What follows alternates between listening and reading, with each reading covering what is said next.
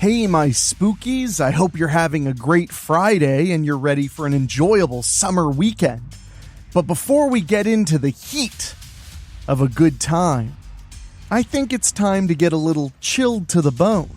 So I've taken it upon myself to gather up 5 of the best summertime slayings Weekly Spooky has ever featured. Oh, these stories are just as chilling as they are hot. And they're cheaper than your air conditioning bill because they're free.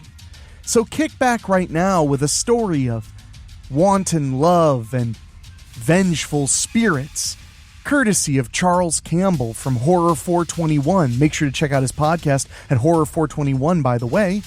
This one is creepy and a whole lot of fun, and I feel like it really brings you to that summertime feeling.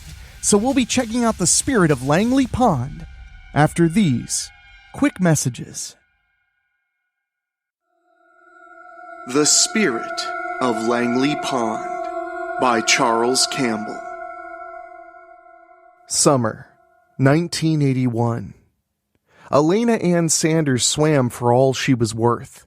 She could hear the echo of her mother's sentiment in her mind. Don't get into any trouble. Call me if you need me to come get you. No questions asked. Elena wished she had listened to her mother. Instead, it was nearly midnight, and she was swimming for her life to shore. Elena was beginning to think she was going to make it. She was going to see her mother again. The crack of a gunshot was the last sound Elena heard before the darkness of the water claimed her. Langley Pond was going to be her grave.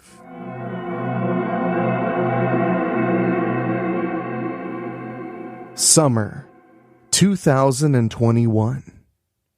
Langley Pond had changed quite a bit in the last 40 years. Being billed as the largest pond in North America, it was nearly the size of a lake. No longer were clay mudslides used as makeshift boat ramps. Now, there were full-fledged paved boat ramps descending into the water. There were designated picnic areas spread around the shoreline along with a few cabins that were rented nearly every weekend. It was almost 10 o'clock at night, and the humidity of the day still hung in the air. Brianna Turner glanced at her cell phone. It was 82 degrees. Ugh, I can't believe how hot it is, Brianna said. She peeled a strand of sweat-stuck hair from her forehead and grinned at her boyfriend, Andy Spires. Andy smiled back and said, "Yeah, it was over 100 today. Thought we might get a little relief by being near the water and all. Guess not. At least we have the cabin with the window unit. That's a plus." "You're right. That's a plus," Brianna agreed. They both turned toward the woods when they heard snapping twigs and shuffling feet. "Hey, Frog, y'all catch anything?" Andy asked when he saw Frog Spradley and his girl of the week, Jenny Coggins, clear the tree line into their sight. "Had a few nibbles, but nothing big. Threw 'em all back," Frog said. Jenny smiled, but she didn't look all that happy to be traipsing through the woods. "Good thing we brought beanie weenies then," Andy said. Jenny gave him the "you can't be serious" look, and Frog replied, "Damn, man, you are a lifesaver. Beanie weenies are the shit. I thought I'd have to break out the Vienna sausages and saltine crackers." "Hey, Jenny, you want to go in the cabin and cool off?" Brianna asked. "Yes," Jenny shouted. It was hot, she was sticky, and if this excursion with Frog taught her anything, she was definitely an inside girl. The boys watched as the girls walked into the cabin. "Okay, Frog, where'd you find that one?" Andy asked. Frog gave him a sneaky smile and sheepishly shrugged his shoulders. "Come on, man. I don't recognize her. She ain't one of your usual valley honeys." "She's from Martinez," Frog whispered. "Why are you whispering? She can't hear us out here. What in the world were you doing in Martinez? And how'd you get her? She looks too sophisticated to be stomping around Langley Pond." especially with you. The Prince of the Valley. She don't know nothing about the valley, does she? Andy asked. Well, she does now. I told her about the spirit of Langley Pond, Frog replied. You didn't. And she hasn't left screaming? Not yet. Maybe it's because her phone died while we were fishing. She seemed more interested in whatever was on Instagram or Facebook than catching a catfish. Inside the cabin. Oh my God, that AC feels fantastic, Jenny said, and stuck her face in front of the window unit. It was turned all the way up, and Jenny's sandy blonde hair blew behind her like she was riding on the back of a motorcycle. Yeah, it's the only cabin out here with one. Andy sprang for the extra $60, said it would be worth it to sleep in comfort, and he ain't wrong. It's sticky as hell outside. How long you and Frog been seeing each other? Oh, I just met him yesterday. Where are you from? You ain't from the valley. Valley? What's the valley? Jenny asked. You're in it, Brianna answered and continued. You know that main road you took to get here? The one that went through a bunch of little bitty towns? Yeah, Jenny replied, and turned to face Brianna. Brianna was grinning, and her brown eyes were gleaming. Jenny really paid attention to Brianna for the first time, and she had this country girl pretty thing going for her. She looked like she could be fun in the sack, but could kick your ass out of it if necessary. Well, that road is 421, and 421 is the valley. Rednecks for as far as the eye can see. And you got yourself what we call a valley prince. That right. Why is he a valley prince? He's a Spradley, and Spradleys have been around the valley for as long as anybody can remember. Everybody calls him Frog.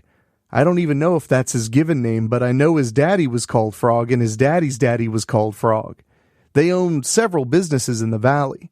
His brother Ricky owns Valley Video. His other brother Johnny owns Spradley's fill-in station in Langley. His sister Darnell, well, she owns a beauty shop in Gloverville named, can you guess? Spradley's Beauty Shop? Jenny asked as she shrugged her shoulders. Yep, nailed it. So if you're from the valley, you know who the Spradleys are. Oh, really? That's good to know. So what do you know about this spirit he was telling me about while we were fishing? He didn't tell you about the spirit of Langley Pond. Please tell me he didn't try to scare you with that story. Brianna suppressed a chuckle. He did, and it did freak me out a bit. Is there any truth behind it? From what I've heard, these local legends start with a grain of truth somewhere, and that grain grows and gets exaggerated over the years. That's kind of what I'm thinking. Am I wrong? Should I be afraid of a ghost in the pond? Jenny asked. Brianna smiled and motioned for Jenny to take a seat in the living room. Yeah, I know about the grain that started the story. It was something that really happened about 40 years ago. It went something like this. Summer 1981. It was Friday morning, and Elena bid her mother farewell for the weekend. Her mother's voice issued a lifeline as Elena walked out the door to meet her boyfriend, Dustin Hines. Don't get into any trouble. Call me if you need me to come get you. No questions asked. Elena told her mother not to worry and that she would be home on Sunday night. Hey, babe, Dustin said as Elena hopped into his Ford pickup. She leaned over and gave Dustin a quick kiss before she pounded the dashboard, which meant it was time to burn rubber. Dustin pulled out of the driveway and beelined to Belvedere Clearwater Road.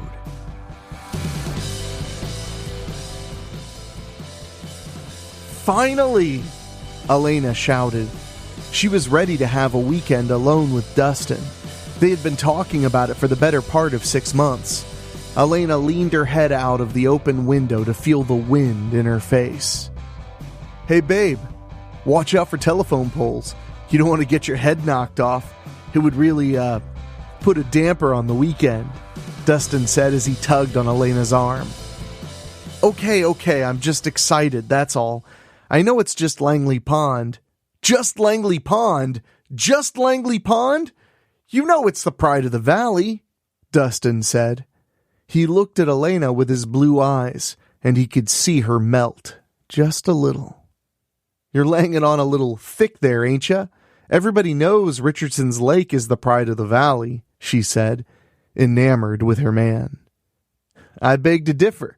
You can't put a boat on Richardson's Lake, and I really don't know how they can call that tiny mud puddle a lake anyway.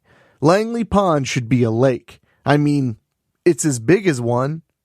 Speaking of boats, Elena interrupted, does your daddy still have that John boat at Langley Pond? He does, Dustin smiled. Trolling motor? In the back of the truck, Dustin answered. Sweet, Elena replied. The pair rode in silence for the next 9 minutes. Elena hopped out of the truck as soon as it rolled to a stop just inside the confines of Langley Pond. I can't wait to jump in the water, Elena screamed and shed her clothing as fast as she could, revealing her bathing suit underneath. Dang, girl, you ain't gonna wait for me to put up the tent? Dustin asked the air. Elena was already splashing in the water. Dustin set up the 2-person tent and pulled the trolling motor from the back of the truck.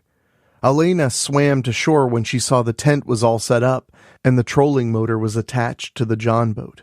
Hey, babe, we gonna do some night fishing? The bass should be popping top water plugs tonight, Elena said as she took a seat in the lawn chair set outside the tent. I reckon we can do that. Mama packed up some ham sandwiches in the small cooler and I got Pabst in the biggin. I love you, Dustin. Shut up, you do not. You just want me for my money, Dustin joked. The couple ate sandwiches, drank beer, let their food and drink settle before they made clumsy love in the tent. Elena fell asleep with Dustin's arms wrapped around her. She woke up 5 hours later, alone. Dustin? You outside? Elena asked as she rubbed her eyes and stretched. She shuffled out of the tent and heard the frogs croaking their night tunes. The crickets returned a symphony of their own. Dustin! Where you at? You know you can pee in front of me, Elena shouted. She looked around and was comforted that the truck was still parked in the same spot, so Dustin didn't decide to go on a midnight snack run and leave her out here all alone. But he didn't answer her, and that was a reason for concern until she saw the light from the flashlight out in the middle of the pond. The John boat wasn't there. That sorry sack of potatoes, Elena shouted. Dustin, get your ass back over here and pick me up. She hollered into the night toward the light of the boat. The light flashed in her direction, but the boat didn't move. Don't make me swim out there, Dustin. I swear I will, and I'll make so much noise that no fish is going to bite for the rest of the night. Don't test me. Elena was leaving playful and moving into pissed off. The light flashed in her direction once more, but the boat still did not move. Okay, I'm coming. Elena sloshed into the pond and began swimming toward the boat. The boat still didn't move. The longer she swam, the angrier she became. He better not dare ask for sex the rest of the trip, is what she was thinking. Not even a hand job. The light still shined like a beacon from a lonely lighthouse. Elena was about 30 yards away from the John boat when she realized something was very, very wrong. There was a figure standing in the center of the boat. A figure that was a mite bit shorter than her boyfriend. That was their John boat. But that wasn't Dustin. Elena swam a little closer to see if she could make out who it was standing in the boat, and screamed in horror when she saw what the man was holding in his left hand. It couldn't be real. It had to be some kind of joke. Her mind was telling her someone was just pranking her. The man in the boat swung his left arm up, around, and launched the severed head of Dustin Hines in Elena's direction. She waited what seemed like hours on the sound of the splash. And when the sound came, Elena turned around and swam for all she was worth. Elena felt as if bricks were weighing her down. The burning in her lungs felt like she inhaled lit gasoline. She could hear the echo of her mother's sentiment in her mind. "Don't get into any trouble. Call me if you need me to come get you. No questions asked." Elena wished that she had listened to her mother. Instead, she was swimming for her life to shore. Elena was beginning to think she was going to make it. She was going to see her mother again. The crack of a gunshot was the last sound Elena heard before the darkness of the water claimed her. Langley Pond was going to be her grave. Don't go away. Weekly Spooky will be right back. Summer 2021. Jenny's face was flush when Brianna finished the story. "Was that true? What you told me?" she asked. "Pretty much. I don't know if that's exactly how the conversations went down, but the facts are Elena and Dustin went to Langley Pond. Dustin's head was chopped off. They found the body in the boat, and Elena had been shot in the head. It took them a while to find her body, though. Longer than it probably should have. They say her body was in the pond long enough for her spirit to be trapped here. Some people say they can hear splashing around and hollering sometimes. Me, I think it's just the bass having their late-night snacks. They can make quite a ruckus when they're attacking frogs, lizards, and whatnot.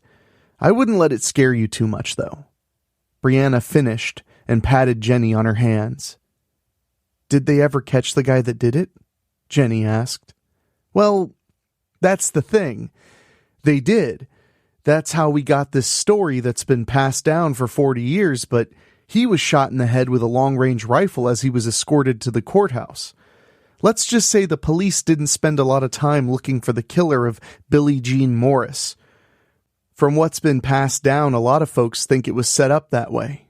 The police can turn a blind eye sometimes when it comes to valley justice, especially when it's a couple of local kids that were killed. Kids that everybody knew. Kids that everybody loved. There were some rumors that it was Elena's daddy or even Dustin's daddy. They were both avid hunters with rifles to do the job. They weren't even questioned. I don't blame either one of them if they killed Billie Jean. He deserved it," Brianna finished.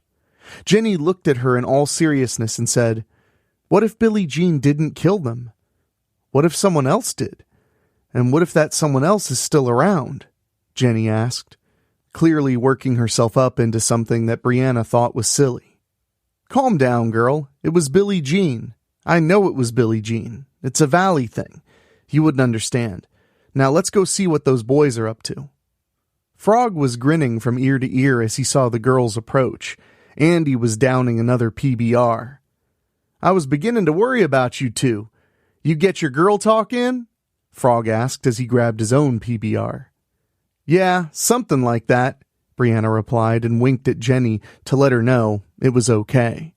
It was just a stupid local legend. Nothing to worry about. "Frog, are we really having beanie weenies for dinner? I mean, I'd rather go to the store and grab some sandwich stuff. Maybe Brianna and I could run to the grocery store real quick. We'll get a bag of ice and some more of that beer y'all like." Frog was all set to disagree and force the beanie weenie supper, but when the B word came up, he changed his course of thinking. "I think that'd be okay. What do you think, Andy? The girls can go get the sandwich stuff and another case of beer. I'll contribute $10 for the cause," Frog said and pulled a crinkled bill from his well-weathered leather wallet. "Yeah, I reckon that'll be okay. Brianna, take her to the Bilo where Jimmy works. He'll let you buy the beer with no ID. Brianna rolled her eyes at Andy like she didn't already know that.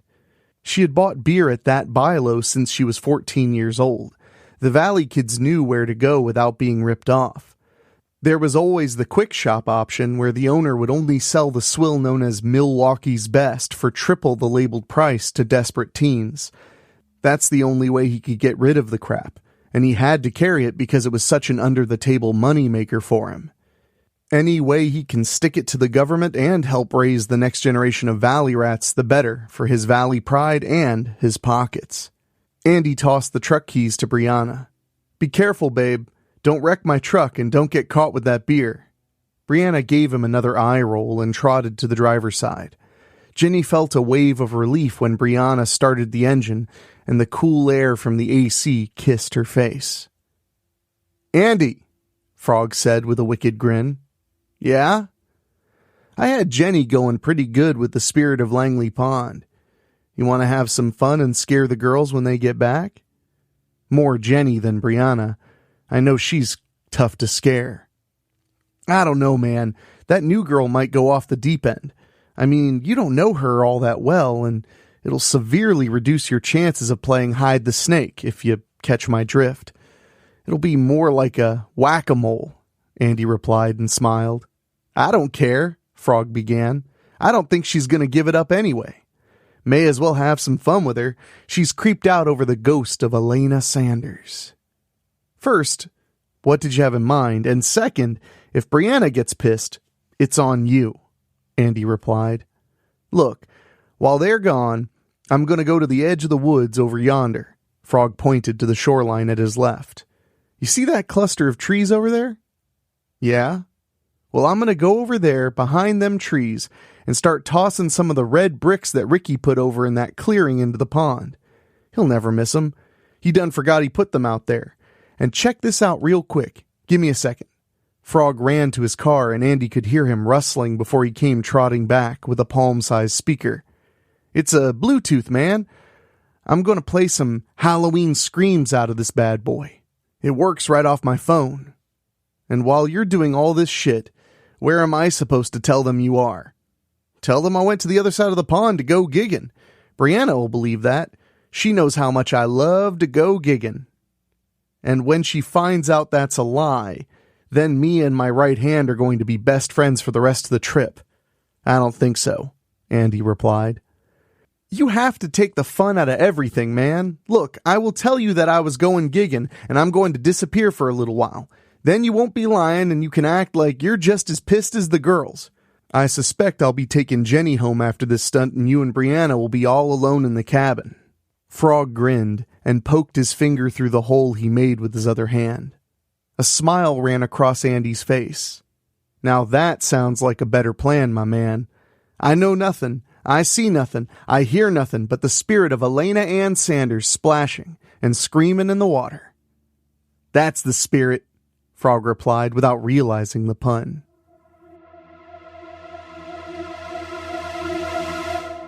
Darkness was closing in on the valley when Andy saw the lights of his truck coming down the path. "They're back!" he shouted, which sent Frog scurrying for the tree line. Brianna and Jenny were still laughing from their conversation on the trip back. "Hey girls, need a hand?" Andy walked toward them. "Where's Frog?" was the first question from Jenny's lips, and Brianna already had her doubting eyes looking around for the mischievous valley prince. "He'll be back directly. He went gigging on the other side of the pond." "What's gigging?" Jenny asked, thinking it was some made-up thing by these valley people. "He went to kill his namesake," Brianna answered. "Gigging is when you basically take a 3-pronged metal spear and go stab frogs with them. Don't worry, though. Frog isn't killing them entirely for fun. He'll cut the legs off and fry them up." "Ew! He's going to eat their legs?" Jenny couldn't believe what she was hearing. "Yeah, I'll probably eat some too. Andy, though, he's not much on frog legs, are you, babe?" Brianna asked. "Y'all can have that. If I eat a fried leg, it better have belonged to a chicken, that's all I'll say." "Did he say when he's coming back?" Jenny asked. "Well, with Frog you never can tell. If he starts sticking them left and right, it might be a while, but if he can't catch them, then he might not be gone so long." "Is he good at catching them?" Jenny asked. "Best in the valley," Brianna replied. "Oh," Jenny said. She thought that was a hell of a way to treat your date. Send her off to get your beer while you go kill frogs around the pond. Jenny made up her mind that Frog would have to take her home as soon as he got back. "Here's your beer," Brianna said, and pulled the case from the bed of the pickup. "It's still cold. Jenny and I are going to make ourselves a couple of sandwiches. You want a ham and cheese? You know I do. Can you bring it back out here? I'm going to start a fire in the pit. It's 80-something degrees out, Andy. Do you really want to make it any hotter? I like to see the people in the flames, babe. I won't keep it lit all night. Alrighty then, go see your flame people. Come on, Jenny, I'm starving. The girls went into the cabin. Andy lit up the fire pit and waited to hear the first splash. Brianna came out 10 minutes later with Andy's sandwich wrapped in a paper towel. Did Frog really go gigging? Brianna asked. Andy truthfully answered. That's where he told me he was going, but you never know with Frog. He added that just to cover his ass for when the shit went down. All right, it's pretty dark out here now. You coming in soon? Yeah, I'll be in a little bit. I was trying to wait on Frog to get back. I'm surprised he didn't come running when he heard the beer truck, Andy said, already thinking of how fake mad he was going to be with Frog when the prank unfolded. Andy wondered if Frog would let him get a punch in just to completely exonerate himself from any involvement in his childish ploy. Just put that fire out before you come in. We don't want to be the ones to burn down the cabins. Roger that, Andy smiled and pursed his lips for a kiss. Brianna gave him a quick peck. 15 minutes passed and there was no splash, no sound from the area in which Frog disappeared. Andy was getting a little antsy as he stood from his chair, took another gulp of PBR, and turned toward the cabin. He could see the outline of the girls standing near the AC unit. Andy began walking toward the cabin when the first splash finally came. Ah, so it begins, Andy thought to himself. The girls didn't hear it, or if they did, it wasn't enough ruckus yet to make them come outside. Then there was a second splash, much louder than the first. He saw Brianna's head turn, but she didn't come outside. I guess third time's a charm, is what Andy thought. The third splash came, and it was much louder than the first two. This time, he saw Brianna move toward the door. Then came the scream. It was loud, shrill, and brief. Almost inhuman. It was a scream of severe pain. Brianna came bursting out the door. All right, Andy, tell Frog to cut the shit. Jenny's freaking the hell out in there. She's afraid to come out. Frog, cut the shit! Brianna hollered in the direction of the commotion. There were more splashes. They got louder and closer. Louder and closer. Then, the second scream. It was so loud, Andy was thinking that was one hell of a speaker Frog had brought. Andy and Brianna heard running, and it was coming toward them, very quickly. Frog emerged from the darkness, and his face was white as a sheet. Frog, you son of a Brianna began and then stopped. Her heart felt like it was going ba-boom out of her chest when she heard the next scream. This was no Bluetooth speaker. This was menacing and so full of pain. Damn, Frog. How are you doing that? Andy asked, still not getting it. Actually impressed with his friend's skill. It's not me, Andy. It's Elena. And I pissed her off. Stop it, Frog. Take me home. I'm done with this shit, Jenny yelled. Her entire body was shaking. The poor girl was scared out of her mind. I think we all need to leave, Andy said as he realized his buddy wasn't joking. Andy kept calm. Let's just go. We'll come clean up our crap in the morning. There was another tremendous splash, and it was closer than any of the others. The rhythm was almost like thunder followed by lightning. A few seconds after the splash, the screech came. It was a sound of unmitigated pain. The four of them froze in place, and their mouths fell open, almost in unison, at what they saw next. The apparition of Elena was floating above the water just past the shoreline. The front of her head was busted wide open, and her eyes were contorted black pools that looked in opposite directions. She fell into the water with a loud kersplash, and slowly rose again. Her mouth opened wide, and this time, the scream pierced them. The eardrums of all four of them were on the verge of exploding in their skulls. Hands went to cover ears on instinct, but it didn't matter. This scream moved through flesh and bone, through space and time. This was the scream of the dead trapped in her watery grave. It was a macabre dance of the dead in which Elena was forever trapped. Jenny was the first to speak when the screaming stopped. "She's not going to let us leave." Brianna looked at Andy, and they felt the same apprehension that Jenny spoke aloud. But Andy simply said, "Let's get the hell out of here." Andy and Brianna ran to the truck while Frog and Jenny ran to Frog's Mustang. Andy turned the key and heard the clicking sound associated with a dead battery. Frog did the same. Jenny was shaking in her seat. Brianna was already thinking that they would just book it to 421 on foot. It wasn't that far away, and once they were on that stretch of road, they would be home free. The wind suddenly picked up and the temperature dropped. The four of them got out of the vehicles and moved closer to one another. Brianna wanted to scream, wanted to tell them to run, but something in her gut warned her that would be a big mistake. Jenny's lips were quivering with fear, and Frog didn't look like a prince at all. For the first time in his life, Frog truly felt fear rush up his spine. The calmness that Andy displayed just moments before was replaced with a feeling of despair. They all felt like Brianna, felt as if they should run, but couldn't. Not that anyone or anything was stopping them, but it just felt like a very bad idea. There was another screech, and the four of them turned toward the pond. The apparition was floating above the water just at the shoreline. Her dark hair was flowing behind her, and she wasn't falling this time. Her mouth was contorted as if she were about to release another screech, but this time, she didn't. The spirit of Elena looked directly at Frog with a face of recognition. The spirit began shaking above the water. "What the fuck, Frog?" Andy whispered. I don't know, man," Frog whispered back. She's pointing at you," Jenny said on the verge of sobbing. "No, she's not. She's pointing at us. She don't want us to be here, and I think we should give her what she wants," Frog whispered back.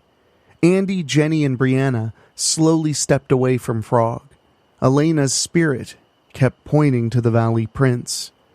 It was recognition, and it wasn't coincidence. "What the hell, man? What did I ever do to her?" "I don't know, man, but I wouldn't make any sudden movements if I were you." Summer, 1981. He had seen Elena come in his store through the years. He longed for her, but she was taken. Dustin Hines was her man, and it didn't sit well with him. Not one bit. He heard it through the grapevine that they were going to Langley Pond for a romantic getaway this weekend, and today was Friday. Elena wouldn't give him the time of day, would barely utter a word when she came in to pick out a movie. Sometimes Dustin would be with her. She would come in with her beautiful long black hair and perfect smile, teasing him. Elena had to know that he was in love with her, but she would come in with Dustin flaunting her love for him and, in a sense, a disdain for Frog Spradley. He didn't understand why. Valley Video was going to be his outright in another year. He would be a reputable business owner. Frog was sure that the video rental business would be a necessity for generations to come. But she would come and go, tease him, taunt him, show him what he can't have, show him who was getting her love. This wasn't going to work for Frog. He would be at that pond tonight, just like the song said. Bang, bang, he shot me down. Bang, bang, I hit the ground. Bang, bang, that awful sound. Bang, bang, my baby shot me down. And that's exactly what Frog would do. He would go to the pond. He would hear them making love in the tent. He would take his machete and get Dustin to come outside while Elena was sleeping. He'd hack him up and chop off his head. He'd take the John boat out late. He heard them talking about their late-night fishing trip. She would come out. She would see the light. She would think that her lover was fishing without her. She'd see the man that she scorned. See what she could have had. He would toss the head of her betrothed. She would see him. All she had to do was keep swimming to the boat, and she would have lived. But she turned and swam away, afraid of the man that was truly meant for her. He'd line her up with his deer rifle. Frog was a dead shot. He wasn't going to miss. He'd let her feel as if she may get away before the shot would zip through the back of her skull. It was pure luck that they pinned it on Billie Jean. He always had a short fuse, and that was all very well and good with Frog. He'd find another love, one that would love him. They'd have a baby boy, and he would keep the name of Frog alive. Frog was the spitting image of his father and his grandfather. He'd grow up as a valley prince. Frog Sr. wouldn't think of Elena again until he took his final breath in 2015, when the song floated through his mind for the first time since that day. Bang, bang, he shot me down.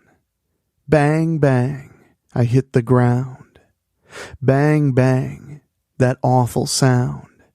Bang, bang, my baby shot me down. Frog died with his loved ones around him and tears in his eyes.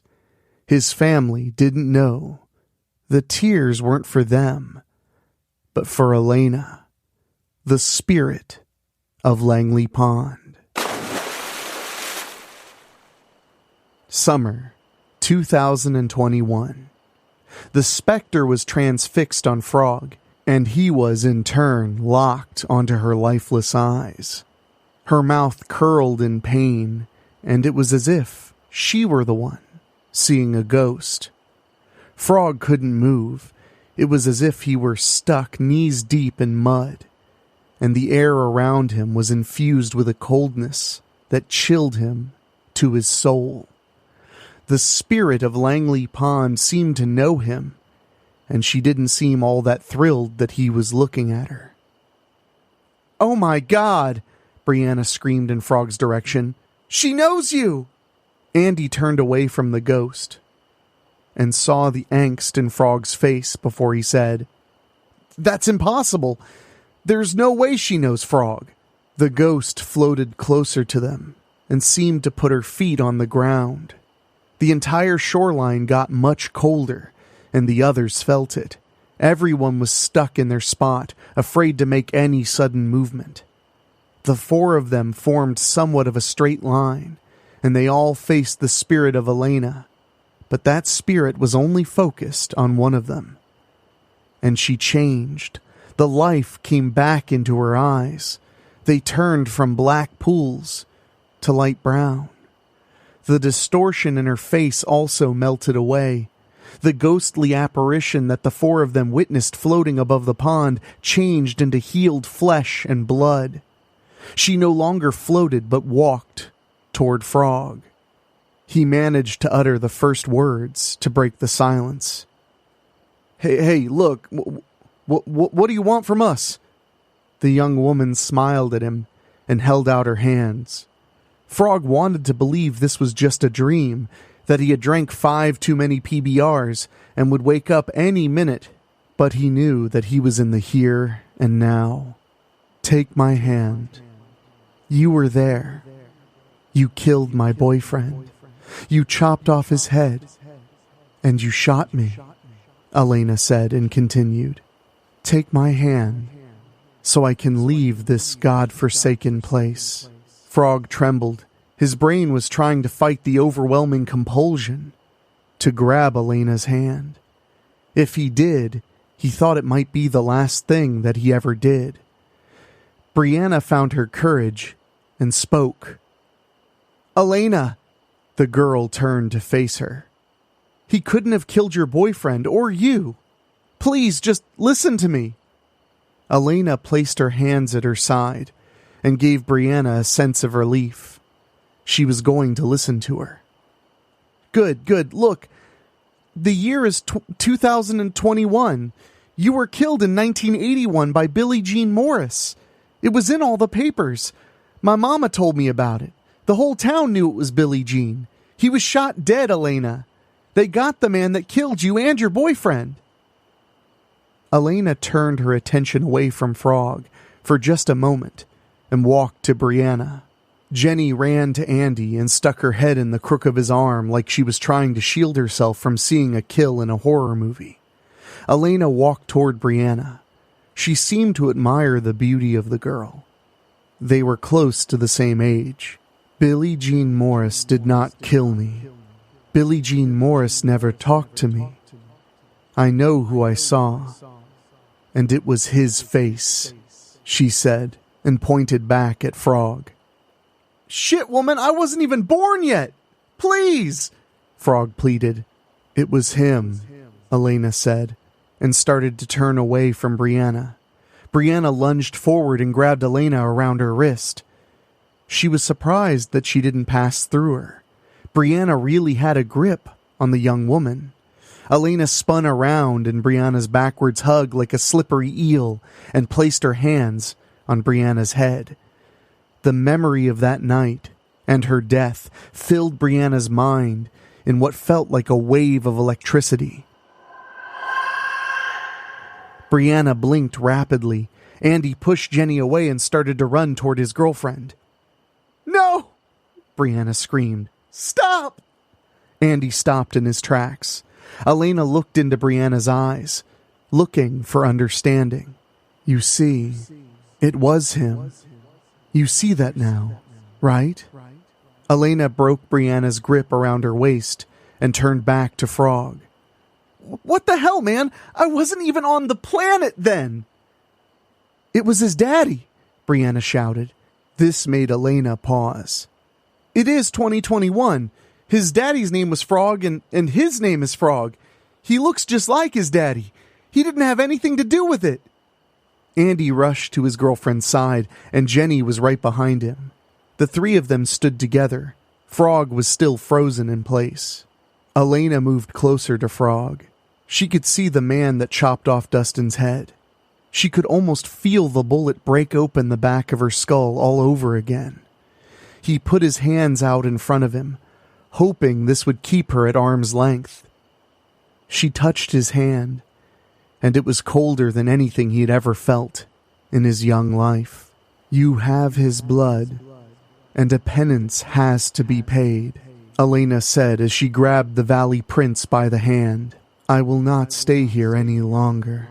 I was waiting on him to return, and he never did. But his son will do.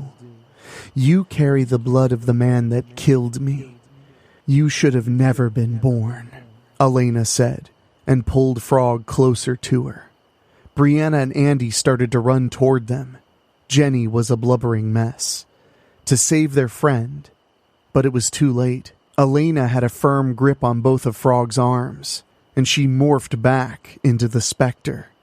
Frog was lifted straight up into the sky, his legs kicking and his lungs screaming into the night. Brianna and Andy shouted Frog's name as he disappeared into the sky. His screams went silent. Andy and Brianna looked at one another, waiting for another sound, another sign of life from the Valley Prince. What they heard in the far distance of the pond was a splash, a cackle, and then silence. The spirit of Elena Ann Sanders was now free. It was replaced by the son of the man that killed her and Dustin. This would be the penance that set her free. Brianna, Andy, and Jenny would never be able to explain what they witnessed.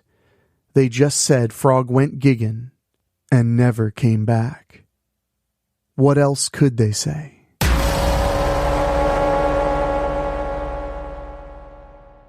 Are you feeling cooled down enough yet? Well, There are still 4 more stories to enjoy, and believe me, you'll enjoy them. This next one takes us to a summer camp, an idyllic situation for any summer fun, but also kind of an ideal place to be hunted and murdered brutally. This one is called Camp Dead and Buried, and it's written by my good friend and collaborator John Oak Dalton.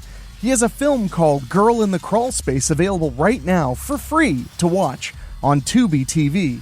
So make sure you check out The Girl in the Crawl Space on Tubi TV. And while you're at it, go to weeklyspooky.com. Check out all of our back episodes. Check out our Patreon. Support us in any way you see fit, and we sure do appreciate it. But now it's time for Camp Dead and Buried, after these quick words from our sponsors.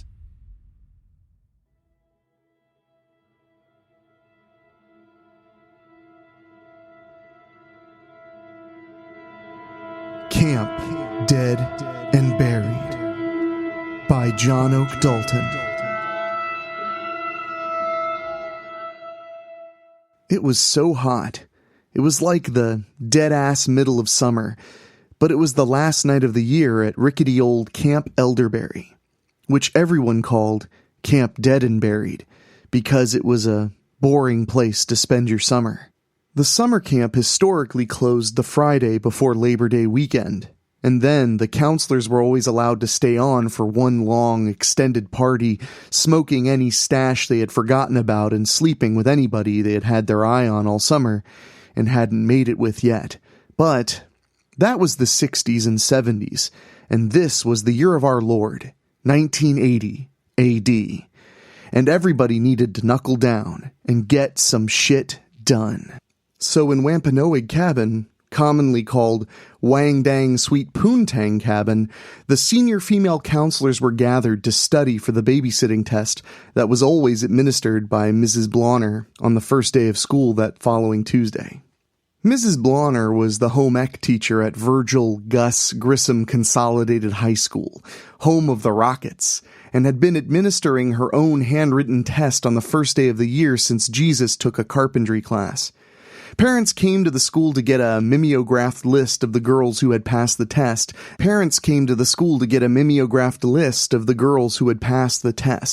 And that was the make or break list for the plum babysitting jobs for the school year. Gunilla Cassidy led the study group, and included all the senior counselors and some of the hotter junior ones that might be in the crosshairs of the senior male counselors this last weekend. She was called Guns by everybody, a nickname she chose to embrace because she was a badass, and also because she was named after Gunilla Hutton from Petticoat Junction, and she would rather people forget that. Thankfully, everybody said she looked like a teenage Linda Ronstadt. It wasn't until 1978 that Mrs. Blonner found out that her test had been circulating freely through the school for a couple of decades, so she wrote a new one each year, and hard as she tried, Guns could not get a copy, and that pretty much sucked for everybody. On the other side of the quadrangle that made up the counselors' cabins was Wapahani Cabin, commonly called Wipe Your Hiney Cabin, where the junior male counselors and 2 visitors from the junior female counselors' cabin, La Jola, obviously called La Jailbait, were finishing up an epic summer-long Outcast Swords quest, with a picnic table strewn with hex paper, pencils, dice, and little lead figurines. They paced themselves to finish up tonight before leaving Sunday. Friday, the guys had wanted to watch The Incredible Shrinking Man on Channel 13, and the girls wanted to watch El Cid on Channel 8, but the girls were outvoted, 4-1, though halfway through that movie got boring and they all switched to El Cid. Later, they saw The Avengers, and then Bob Hope on Johnny Carson, and by that time, it was too late to start. Sebastian was the leader of the junior counselors in every aspect, including being in charge of running Outcast Swords all summer. His older brother Marcus, called Keys, was the de facto leader of the senior counselors, and that helped. But the 2 brothers couldn't have been more different. Sebastian was a short, lumpy, tan kid with black, frizzy hair. He was called Black and Mexican and Hawaiian and Arab and Samoan and a few other random things. Marcus also was tan, but he was tall and muscular and had long curly blonde hair and a wedge of beard cut square like King Tut. He belonged wherever he wanted to land and nobody ever asked him what he was. But their father was biracial and their mother was white, and in rural Indiana, it was tricky. "What it is, little brother?" Keys crowded the door of Wipe Your Hiney with the senior counselors. "Hey man," Sebastian gave his brother a half wave. "You guys gonna come party with us or hang out here?" Keys asked. "Hang out here," Sebastian said. "Okay, just thought I'd check. I'm going to get supplies out of the Barracuda," Keys answered. Is it any surprise Keys had a 1970 Plymouth Barracuda? Sebastian had a 1968 AMC Rambler his mom used to drive. While Sebastian's friends looked either annoyed or terrified by the appearance of Keys and the older guys, Sebastian knew that his brother had bestowed his blessing on their night of role-playing.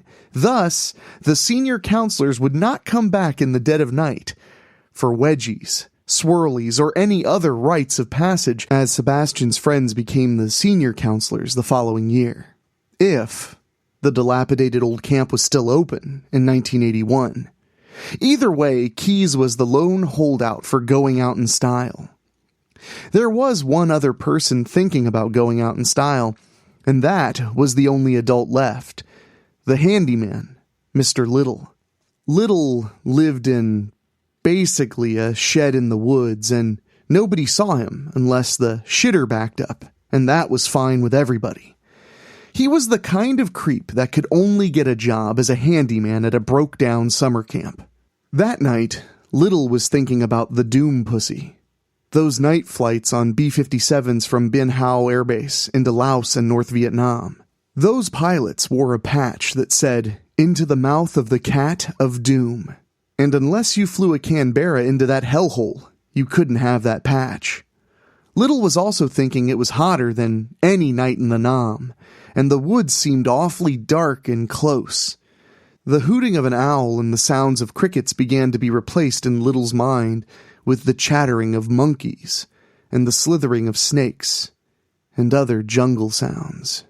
An M60 firing at 100 rounds a minute could really clear the woods of Victor Charlie, but all Little had was a Colt 1911 pistol a South Vietnamese officer had once owned, and it would have to do. He had a Montagnard crossbow mounted on the wall that looked like a toy, but was used by the fiercest warriors Vietnam had ever seen.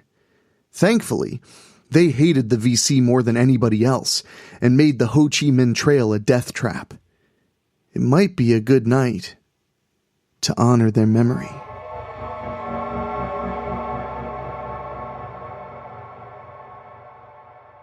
In the trunk of the Barracuda, Keys had a bong he had told his mom was a sculpture, and a couple of cases of Falstaff he drove over to Ohio and bought.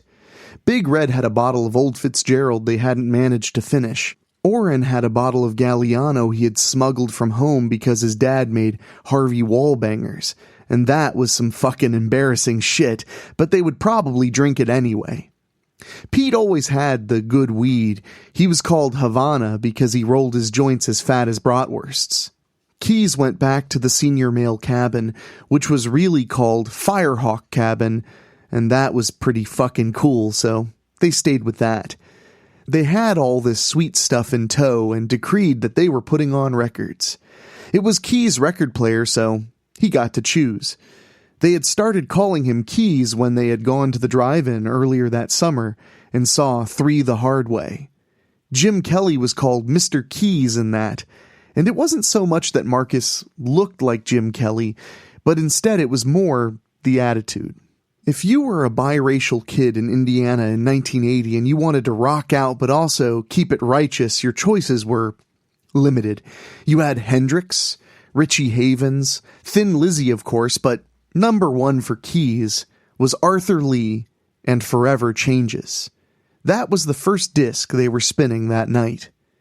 Havana still wanted to argue whether Klaatu was really the Beatles again. But every single dude there was sweating down his balls, so who gave a shit? The night before, which was the last night the kids were all there, Keyes had brought the record player down to the mess hall, and they had a disco for the young campers. Everybody was acting all cool until Keyes put on the Saturday Night Fever soundtrack, and he and Guns went out on the makeshift floor and did the hustle, the bus stop, and the electric slide. And since they were the couple of the summer, once they did it, it was okay if everyone else got out and danced too. Keyes was still thinking about dancing with Guns when he lied to the others and said he had to go take a piss. He was going to walk straight to the Wang Dang Sweet Poontang cabin and see if he could scheme on getting Guns to go down to the lake with him, the only cool spot left in the whole fucking camp. He got close enough to see Guns through the open window, and she looked up and saw him outside, and he knew they were on the same wavelength. She said something to the other foxes in the room which he couldn't hear with the loud box fans running that somebody must have dragged back in from the Korean War or something. Then she met him outside the door, and he took her hand, and they headed for the lake. "I told them I went to get Virginia Slims," she said to Keyes. "Outside? We've been hiding them behind the rain barrel since it hasn't rained for a couple of weeks." Keyes nodded his approval, and they followed the path into the darkness. In Wipe Your Hiney cabin, Sebastian was getting his own vibe off of Melissa, another counselor who had gamed with them all summer, but on the last night with the adults gone returned to her truest form, rinsing her hair with purple Kool-Aid and wearing a Rocket to Russia t-shirt she copped off her older sister. Last night at the disco, she was looking straight at him when his brother played Kiss You All Over by Exile, and here she was looking at him again over a hand-drawn map on hex paper. Sebastian knew the tactics of how to slay a band of orcs, but not how to scheme on a purple-haired angel, and would have to channel his inner Keyes to figure it out, if he had any of his brother in him at all. Meanwhile, Keyes and Guns were getting it on in the lake. It wasn't their first time, but they both thought it might be their last. They went to schools in different towns anyway, but tonight they were the couple of the summer, and it was going to go all night. Guns thought Keyes was biting her on the neck a little, which she wasn't that into, and then it hurt a lot, and she was very surprised to look down and see a pointed arrowhead sticking a little bit into her shoulder, but all the way through Keyes' chest. Keyes' eyes were wide open, and he opened his mouth to say something to Guns, and blood poured out. Guns screamed and pushed him away without thinking. Keyes rolled and floated on his stomach, and Guns could see the arrow pointing right at the moon. There was a gust of air, and another arrow passed through the wings of her hair and nipped at the top of her ear. Guns screamed again and ducked her head under the water, her blood mixing with Keyes across the surface of the lake. She held her breath as long as she could, and then a little longer. Little was cursing himself for not getting 2 clean kills, and he was pretty sure the screaming was going to draw out every Charlie within a few clicks, so he decided he needed to hump it to the villa and conduct a Zippo raid. It was time to burn this place to the ground.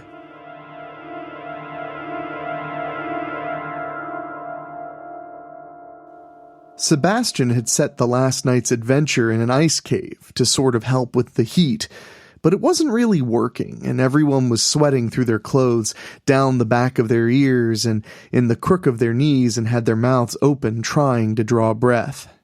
When the first shouts came from outside, nobody had the strength to stir for a moment. But even though Sebastian was the de facto leader of the cabin, it was Jeff, who had a one-eyed fighter character called Snake after Snake Plissken, who was first out the door and thus got an arrow from the Montagnard crossbow in the chest. Sebastian stepped back and peered around the corner, one arm waving the other's back. He saw his brother's cabin on fire, and he wondered about that bong for a minute. Then he saw Orin running away with flames licking his shirt and Big Red lying still on the ground with an arrow in his neck. Somehow the record player was still spinning and was blasting out "Time Has Come Today" by the Chambers Brothers, and that in itself was pretty fucked up. Sebastian felt a stab of fear when he didn't see his brother, but went into Dungeon Master mode. He turned to the others. "Out the back window," he commanded. The others complied quickly, while Sebastian watched, but Melissa turned and grabbed his arm, and a different shock ran through Sebastian to his heart. "Come on!" she yelled. The others dawdled for a moment at her cry, but then a flaming arrow hit the doorframe and they all took off again. Sebastian looked into her eyes and shook his head. "I'm going to draw them off. You book it for Gun's cabin, she'll help you."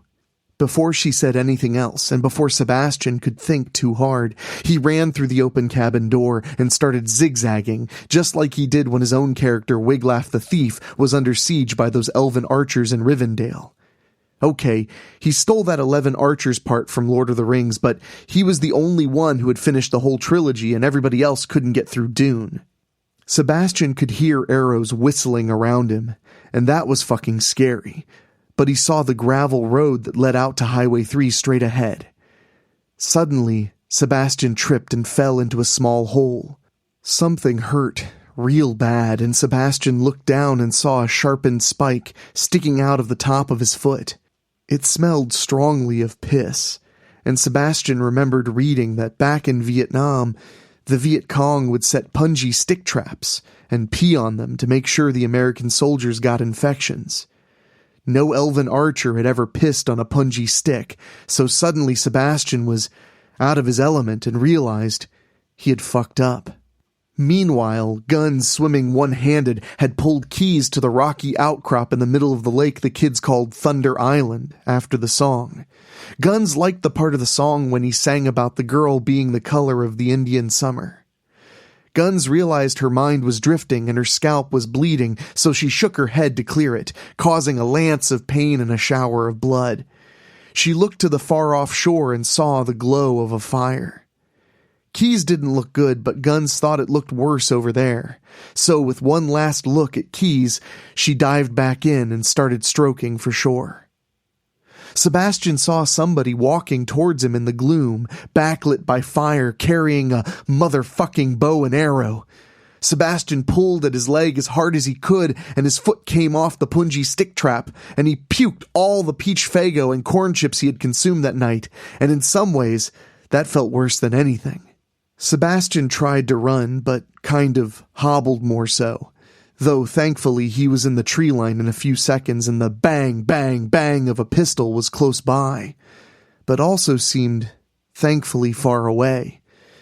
There was a payphone on Highway 3 just a short distance past the gate that everybody used to call parents back home, and that was all that was in Sebastian's mind at that moment.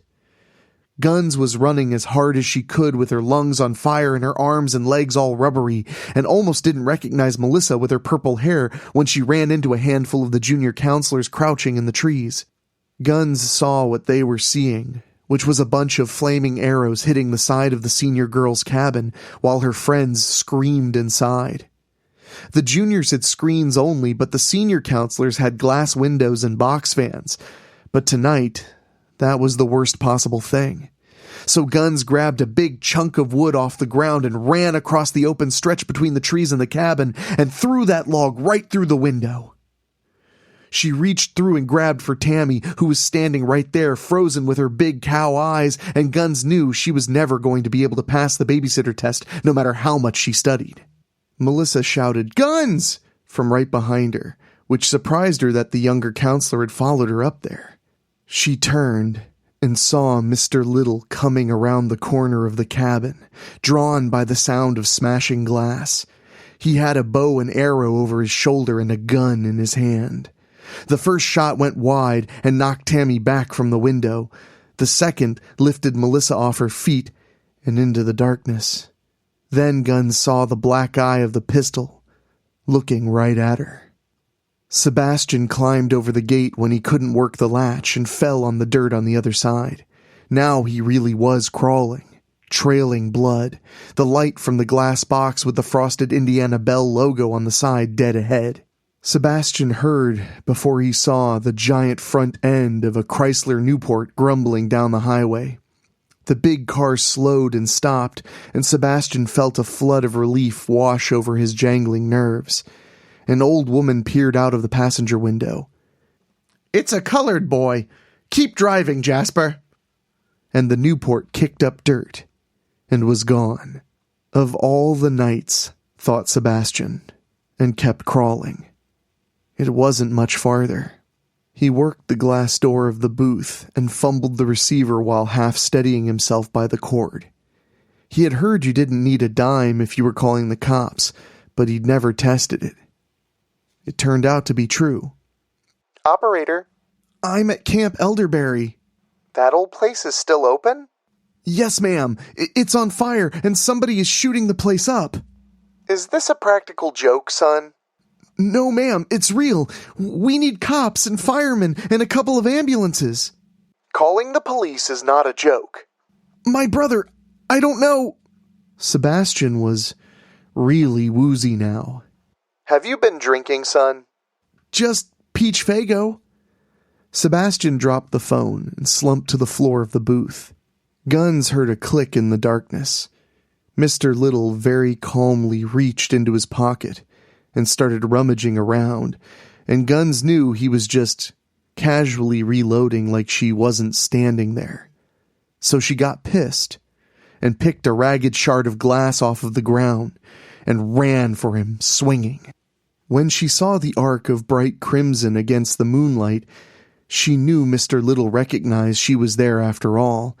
The glass cut her palm, but cut Mr. Little worse, and he sat down hard on the ground with blood coursing out of his throat, and Guns actually sat down next to him, because she was pretty tired herself. Neither Sebastian nor Guns heard the sirens coming from way far off. A couple of hours later, and Guns was watching the camp burn. The VFD were sort of controlling it rather than stopping it, but had heard the camp was probably going to close next year anyway, and at least now the owners could get some insurance off of it. Guns and Sebastian were alive, and Melissa was pretty much alive, and Keys was a little bit alive, but many others were completely dead, including, thankfully, Mr. Little. Guns was sitting on the hood of an AMC Matador Enforcer that belonged to the county sheriff, trying to take it all in. The sheriff offered her a lucky strike, which was her grandpa's brand, but she was out of options. "Did you ever go into his old shed?" the sheriff asked. "God, no, nobody did." "So, you didn't know he was Biff Carter?" "No, sir. His name was Mr. Little. That was his real name. He wrote paperbacks under the name Biff Carter. Those books about the castigator. His shelves were full of them." Guns vaguely remembered her dad had some of those around too. "Isn't the character a Vietnam veteran like Mr. Little?" "Yeah. Then he comes back and fights the mafia for a couple of books, then goes after whoever else is around after that. Black Panthers, hippies, whatever. But Little was never a Vietnam veteran." "He always said..." Guns trailed off. The sheriff blew smoke and pointed at his temple. "There was a sheet in the typewriter. The publisher wanted a new Biff Carter. He was getting fired off of his own creation. Guess it was, too much for him, especially on a hot night like this." Guns nodded, but wasn't listening anymore. She was thinking she was glad Keys was alive, but it was one thing to have a mixed boyfriend over the summer, and another to have one during the school year. But she had saved his life, probably, and that meant something. Maybe she would bring him to homecoming anyway. But they wouldn't go to the bonfire. She was going to be sick of hot nights and fires and such for a very long time.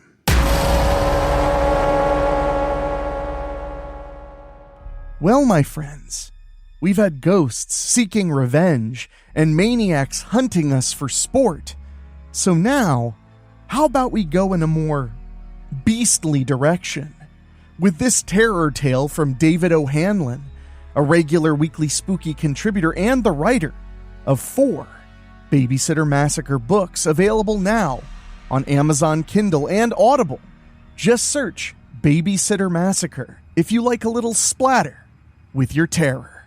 But now, my friends, it's time for us to head to Fagin County, where they have quite the wolf problem.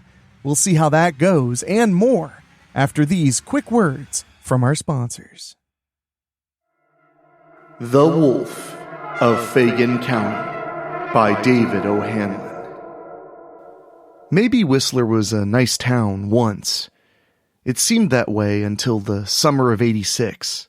The old folks always whispered about certain places, about the places you don't go and the boogeymen that dwelled within.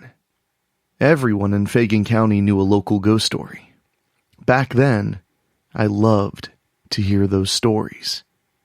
Nowadays, not so much. My dad trucked crops from the farms into the neighboring states of Louisiana and Mississippi. I didn't see much of him. He left before dawn and got home after sunset. The day before my 13th birthday, he took a load to Shreveport. I awoke to a stack of used horror comics the next morning with a note that read, "You're old enough for the good ones now, soldier." I loved the way those pages smelled. After all these years, I still have a couple of them in the suitcases I live out of. I'd read through the entire bundle in a week. I flipped through them and found the one I'd enjoy the most for a second visit when my mother called from downstairs. "Connie, come quick!" she shouted. I hated when she called me that. It was bad enough being named Conrad. The effeminate nickname caught on with my friends in second grade, and then with the rest of the student body by the end of recess. Something sounded off in her voice as I trudged down the narrow staircase that descended into the kitchen. Mom was sitting at the table with her elbows pressing into the vinyl top, and her hands hiding her face. My sister, Lisa, had her head down, shrouded in her arms. Her body convulsed as she bawled noisily inside. I held my breath all the way to the table. No one spoke to me as I slid the chair away from the edge and eased my way into it. Mom reached over and put her hand on mine. "Something terrible's happened," she whispered. Something terrible had happened a few weeks ago, too, and a few weeks before that. We'd discussed both of those events as a family. No one was crying then.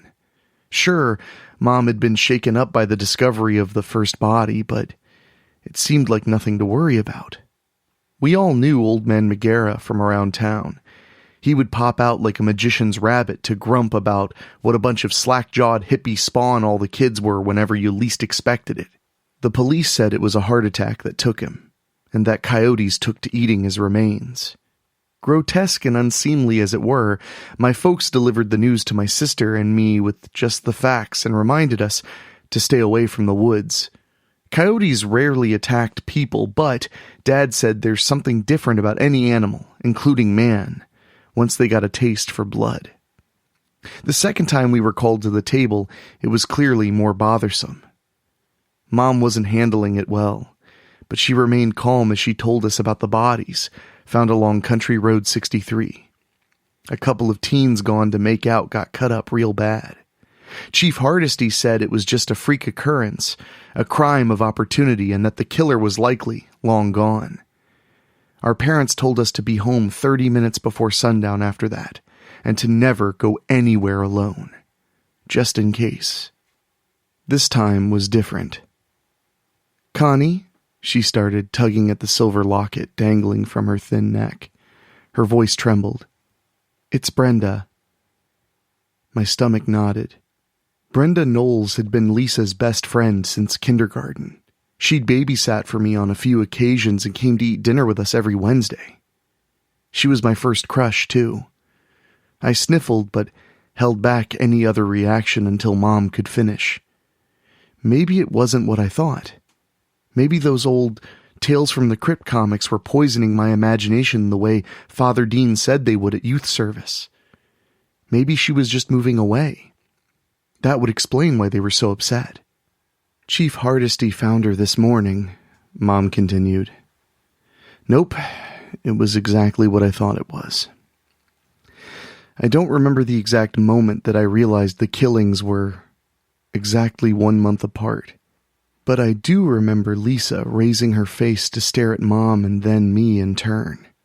Her lips quivered, and then she stood up fast enough to knock the chair to the floor. She slammed her fists onto the table and screamed. That I'll never forget. That look. And those words. She was eaten.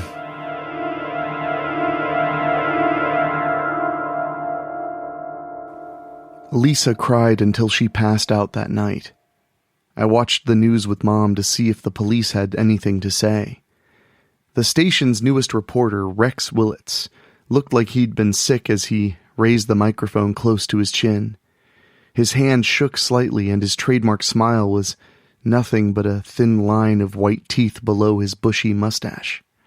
Rex nodded slowly and started his report when the phone rang in the kitchen, and Mom went to answer.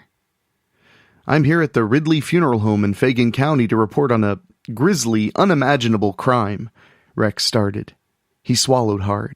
The body of 15-year-old Brenda Knowles was found just before dawn this morning. Brenda had been babysitting for family friends the prior evening. She started the short walk to her home just before 11 p.m. I turned my attention to Mom's shouting in the kitchen. What do you mean 2 days, Paul? She growled. It doesn't take 2 damn days to get a mechanic. Dad's truck broke down. That happened a lot when he was hauling rice to Shreveport. Only then, though. Mom noticed too. She had a pretty good idea of what was going on. What about the kids? She wailed. You know what's going on here. You're leaving us alone so you... Her voice became muffled and I scooted closer to the television to hear what Rex had to say. I heard the phone slam against the receiver several times and Mom stomping up the steps. I've seen the body. My God in heaven, I'll never unsee it now, Rex said when movement caught his attention. He snapped his fingers and pointed his cameraman in the direction of the police chief. Other reporters rushed in around him. Rex elbowed one of them out of his way and reached in with his mic.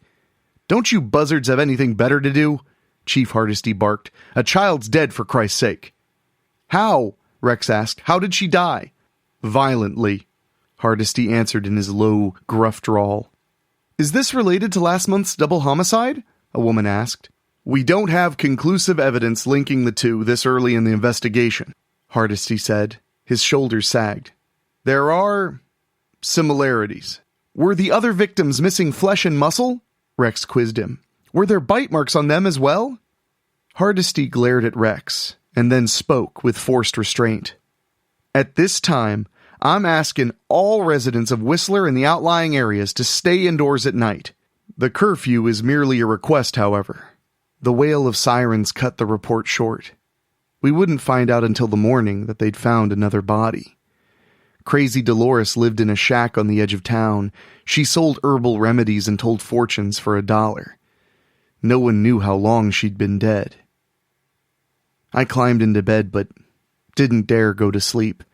I opened a comic and thought about Dad. Maybe the rig really broke down, but I didn't buy it. He was spending time with some woman, in a strange way that made me feel better. He was more worried about getting laid than he was about the killer on the loose, so maybe it wasn't a big deal. My door creaked open, and Lisa slipped through the gap. I laid the comic down. I didn't know what to say. Sorry your friend was brutally murdered and partially eaten really didn't seem like it helped the situation. Then again, we're going to find Brenda's killers wasn't a winner either, but that's exactly what Lisa said as she leaned on my dresser. I gawked at her and waited for what felt like an eternity for her to say something else. Look, Connie, she started, then paused and chewed her bottom lip. Chief Hardesty is a scumbag. He's going to pin all this on the first person that ain't Baptist enough for him. Then the murderer is just going to drift away.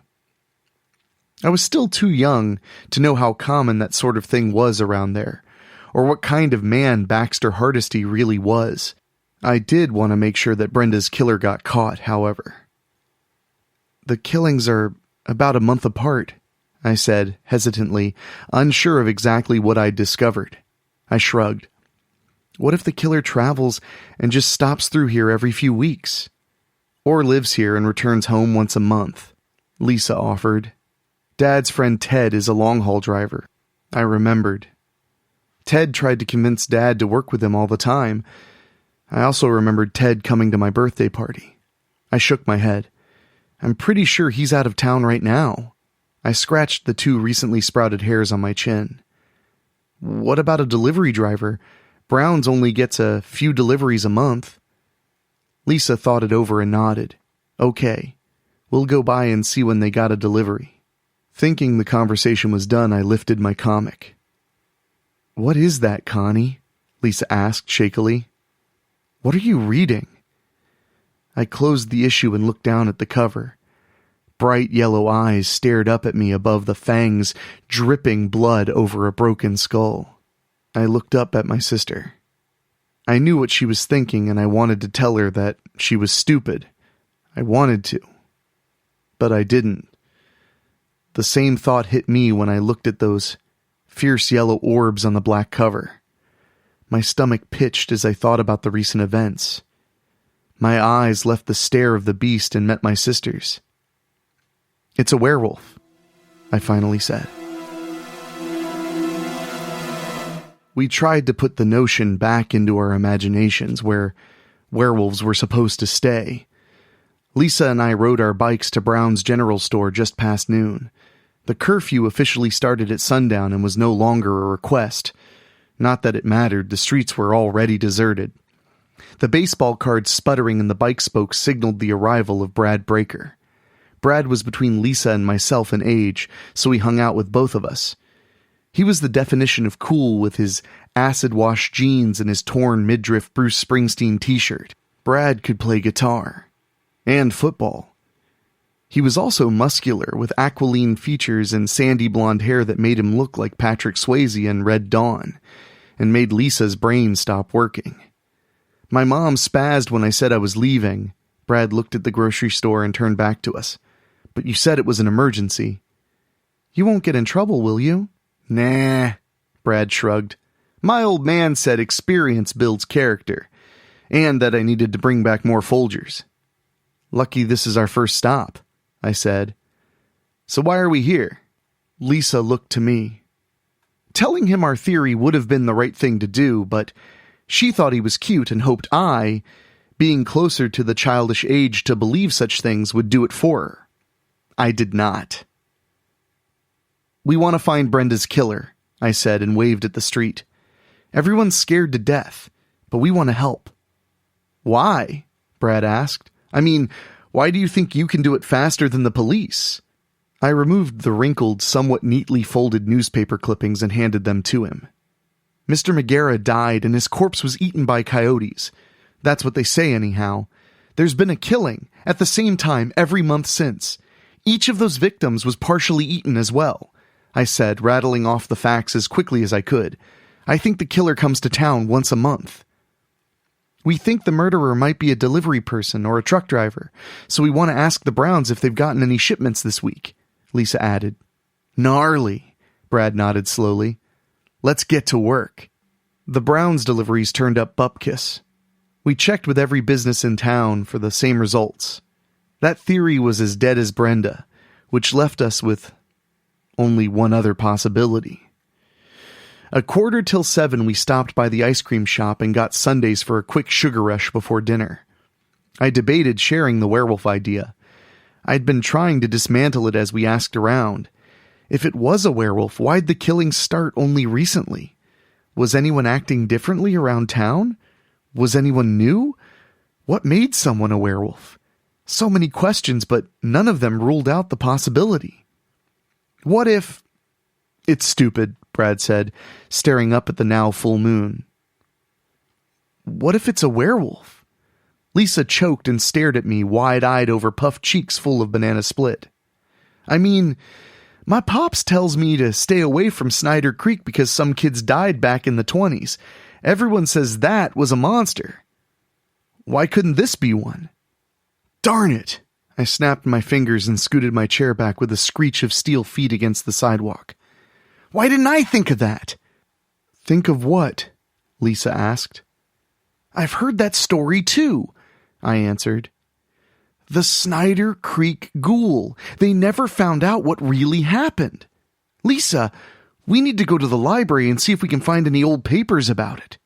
Not a chance, Connie. She pointed at the Sherbert skyline. We need to get home before dark. It's a long ride. The library's probably already closed anyway, Brad offered. The cops are never going to believe us, Lisa said. After tonight, he'll just be a man, I reassured her. We'll have a month to find out who the werewolf is and prove it. Crap! Brad let his head hang. Most non-triumphant. What? Lisa and I asked in unison. I forgot the coffee. He put a foot on a pedal. I'm going to hustle to Brown's. See you later. He wouldn't. Brad's body wasn't found for 6 days. Worst of all, strange as it sounds to say it like a bad thing, he didn't get eaten. It would be a while before Lisa drew a startling conclusion from the fact. The curfew started an hour earlier after that. A citizens' patrol was organized as well. It wasn't much more than a dozen yokels with spotlights and guns driving the paved roads, however. They wouldn't go down the miles of gravel paths, where there weren't any streetlights to keep them safe. They didn't find the werewolf either. All they accomplished was shooting a drifter who was busking at the Crispy Chicken truck stop. Chief Hardesty tried to pin the murders on that poor soul like Lisa had suspected he would. No one was buying it. By that point, Dad had decided that between the new woman and a monster running roughshod back home, he had all the reason he needed to move to Louisiana. He came while we were asleep to collect his things. We spent every day tracking down information and investigating whatever absurd idea came to us. It was 2 nights before the next full moon when Lisa told me her troublesome theory. He didn't eat Brad because he was warning us, she said somberly across the table. The local library had few books on lycanthropy. We'd been reading them every night and comparing them to the 2 clippings we had from 1926, when the Snyder Creek Ghoul had struck. I put the piece of paper I was using as a bookmark between the pages of the tome and closed it. What do you mean? I whispered. We were asking around about delivery schedules, about people from out of town. She shook her head. The wolf isn't a stranger. We know him. And he heard us talking. He wants us to leave him alone. I checked my watch and reached under the table, wrestling with the zipper from my fanny pack. Then he shouldn't have killed our friends, I growled. I pulled my prize and set it where Lisa could see with a heavy thump. Her eyes widened at the sight of cold blue steel. Dad forgot it when he packed, I told her, and lifted the St. Christopher medallion our aunt had given me for my birthday. I've got this and $6 silver. We can make 2 or 3 bullets with that. We don't know how to make bullets. Otto Dickens does, I pointed out. We have time to get to his store and back home if we go right now. We're not hunting this damn thing, Connie. Lisa stood quickly and looked around at the mostly empty library. She lowered her voice. We should stop this. If he killed Brad to scare us off, then he knows who we are. We need the bullets regardless. Her face twisted with contempt. She knew I was right and scooped her backpack before heading to the exit. We rode our bikes to the fork in the road, left to our house or right to Otto Dickens' gun shop. Lisa didn't speak as she leaned and pulled her Schwinn down the right-hand street. I smiled softly and followed. Most families in Whistler had lived no further away than the county line for generations. Otto just seemed to appear one day. Despite what you might have heard about Southern hospitality, it doesn't apply to strangers. Otto had an uncanny ability with firearms, however. Small towns of rural Arkansas might have hated strangers, but they certainly loved their guns. Otto was soon a welcomed member of the community and set up a shop on the far side of town, a couple of miles past the old cemetery. The tarnished bell over the door announced our arrival with whatever the hell a bell's version of a smoker's cough is. Otto looked up from the reloading station, his face twisted with curiosity as two teens entered his tiny store. A long scar parted his wild white beard on the left side of his face. He held up the cartridge he was working on between his thumb and index finger. "Best goddamn rifle round in history," he said in a voice that sent a shiver racing up my spine. 45-70. I kept a chopped-down Winchester in this caliber for clearing tunnels. Can't hear much of shit anymore as a result, but it could turn old Victor Charlie inside out in those confined spaces. You ever shot a man? Lisa and I exchanged bewildered glances. How many kids could say yes? Didn't think so. Otto deposited the finished cartridge into a cardboard box beside him. Well, what can I help you with then? Too early for hunting. Not what we're hunting, I said. Lisa elbowed me in the ribs and cleared her throat. You can make bullets, right? Reckon I can. Lisa held out her hand and I gave her the items from my fanny pack. Otto left his stool and prowled to her. He bounced the coins and pendant in his palm. His amber eyes darted from one of us to the other before he snorted. You want silver bullets. He set the materials on his counter and shook his head. That's a shit idea. Silver's too dense. It won't take the rifling. Unless you plan on shooting at a barn, you won't be hitting nothing from more than a few feet. Muzzle velocity with nosedive too, because the round is heavier than your powder load. You won't mushroom either. They'll go clean in and clean out. Shot shells. That's what you need if you're looking to use silver. Lisa looked at me, completely lost in the gunsmith's lesson in ballistic science. I didn't understand it either. We don't have a shotgun, I finally said. We have a Chief Special 38.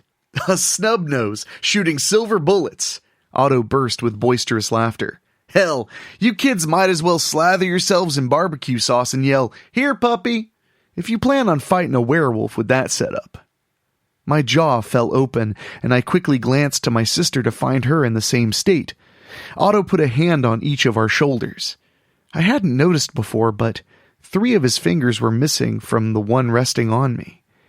He hunkered slightly to look us in the eyes. Don't look surprised. Ain't much else you could be doing with silver bullets. He went behind the counter and pulled a sawed-off shotgun from beneath the register. My eyes drifted to the black tape wrapped around the walnut stock and the rough scratches where a serial number had once been. Reckon you can borrow this one. Going to take about an hour on the shells. You believe us? I asked. Lots of things in this world we pretend not to believe in no more. Pretend weren't real in the first place. He absently rubbed the scar on his cheek with the nubs of his fingers. We pretend until they start eating us. The sun was just an orange razor's slash by the time we got home. We dropped our bikes in the yard and ran inside. The shotgun mostly fit inside Lisa's backpack, so we could sneak it past Mom. Not that it mattered.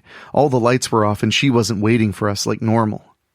I headed for the living room while she stashed the gun and changed clothes. How are you, soldier? A gruff, ragged voice asked from a darkened corner. The hairs prickled on the back of my neck at my dad's pet name for me. He stepped out of the shadows. He looked different and naked as he gracefully scaled the back of the couch and perched on the cushion.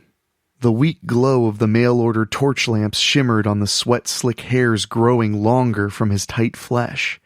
His elongated nails scratched at the thick orange fabric of the sofa. You can catch a lot from whores, he said. He spoke slowly, like each word was new to him. Long strands of drool slung from his mouth as he flexed his jaw with a series of loud, painful pops. Your ma knew. Tried to fix it with crazy Dolores. His obsidian eyes focused on the coffee table. I saw Mom's locket sitting there next to the half-full ashtray, still wet with blood. "It's not just the bite," he grumbled, his words becoming deeper and more human. "It's like the clap. I brought it home. Made her. Mr. Megara was... accident." He shifted on the cushion. Things moved inside his body, bones and muscles realigning, and he whined like a dog in a sticker bush. He sprang over the table and landed inches from me. His nose twitched as he took in my scent. His lips didn't touch anymore as the fangs locked together. Stiff fur covered his once chubby cheeks.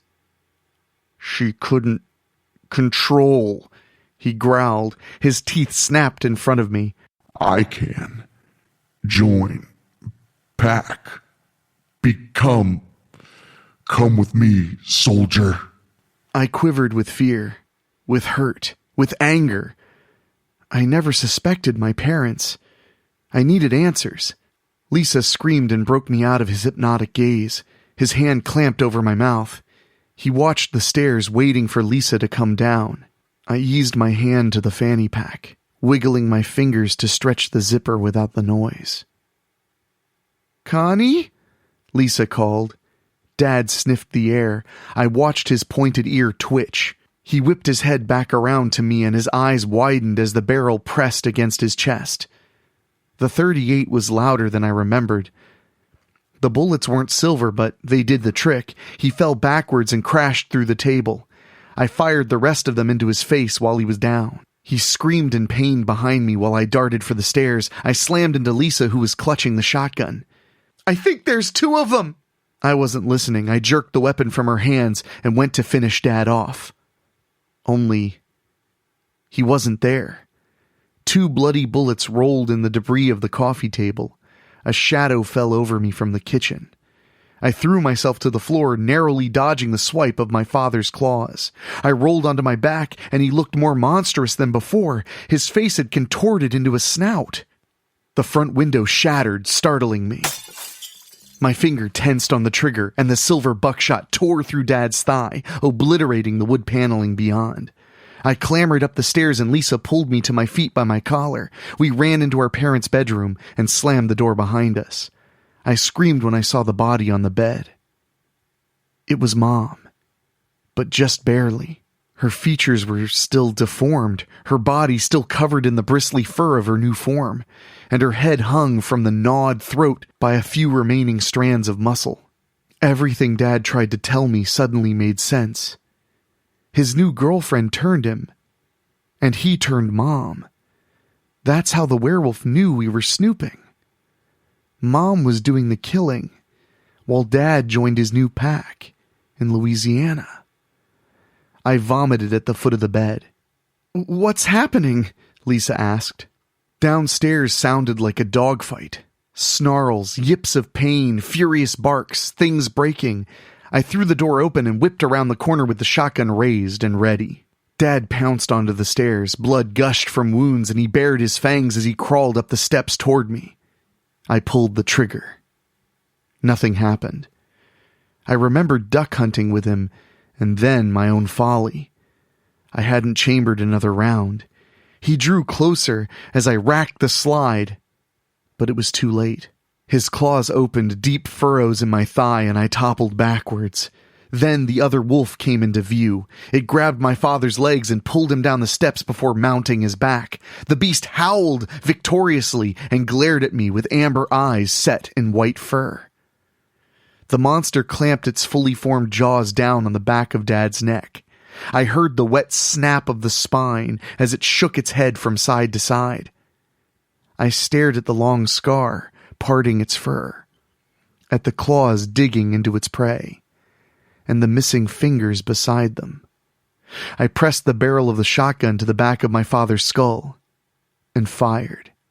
The white wolf slunk away. Brain matter and pieces of skull clung to its fur. I pumped the shotgun again. And then the beast was gone. By morning, the bodies had fully reverted to their human forms. Chief Hardesty didn't question anything. Dad was the killer, and Mom was just a victim. We let him run with that story. Before our aunt could come and pick us up, we needed to take care of one more thing. We rode our bikes to Otto Dickens' shop and found him assembling a pistol at his counter. "Reckon the police seized that gun," he said simply. "Yeah," I answered. "Sorry, I guess." I set my mother's locket on the counter and looked at the gunsmith questioningly. "Wolfsbane," he licked his lips. "It helps when you're young, when the moon is still your master." He finished the pistol he was working on and slipped it into a messenger bag. He pushed the kit over to me.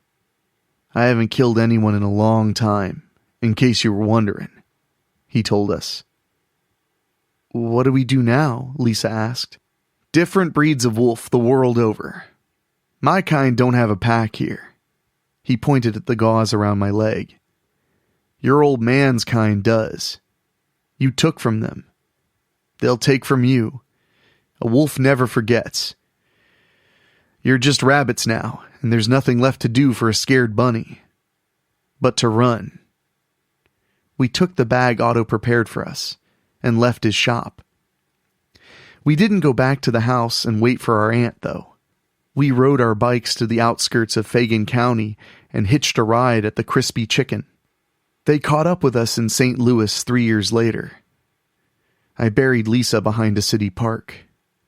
I rest in one place until I hear the bays of the pack on those bright, moonlit nights, and then I disappear onto another stretch of asphalt, always moving, always staying ahead of the wolves, always ready to remind them that rabbits have teeth too.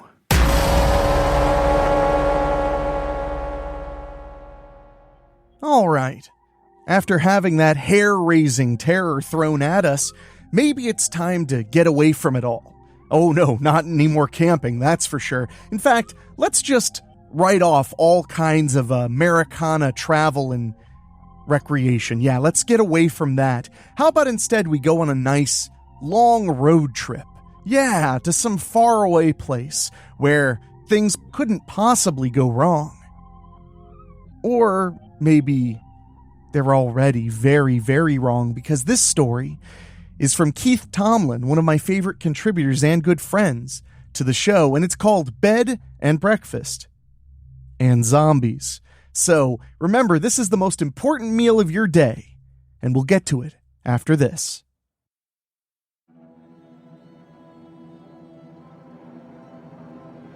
Bed, Breakfast, and Zombies by Keith Tomlin.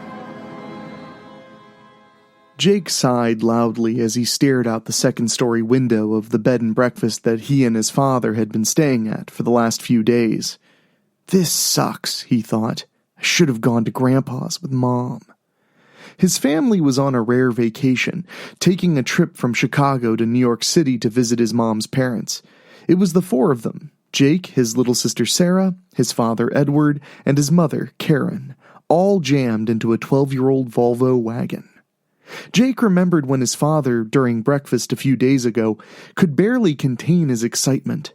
"Kids, I was looking over my papers last night," he said, pointing to a huge stack of papers that he pored over every moment that he wasn't driving. "And I found something exciting."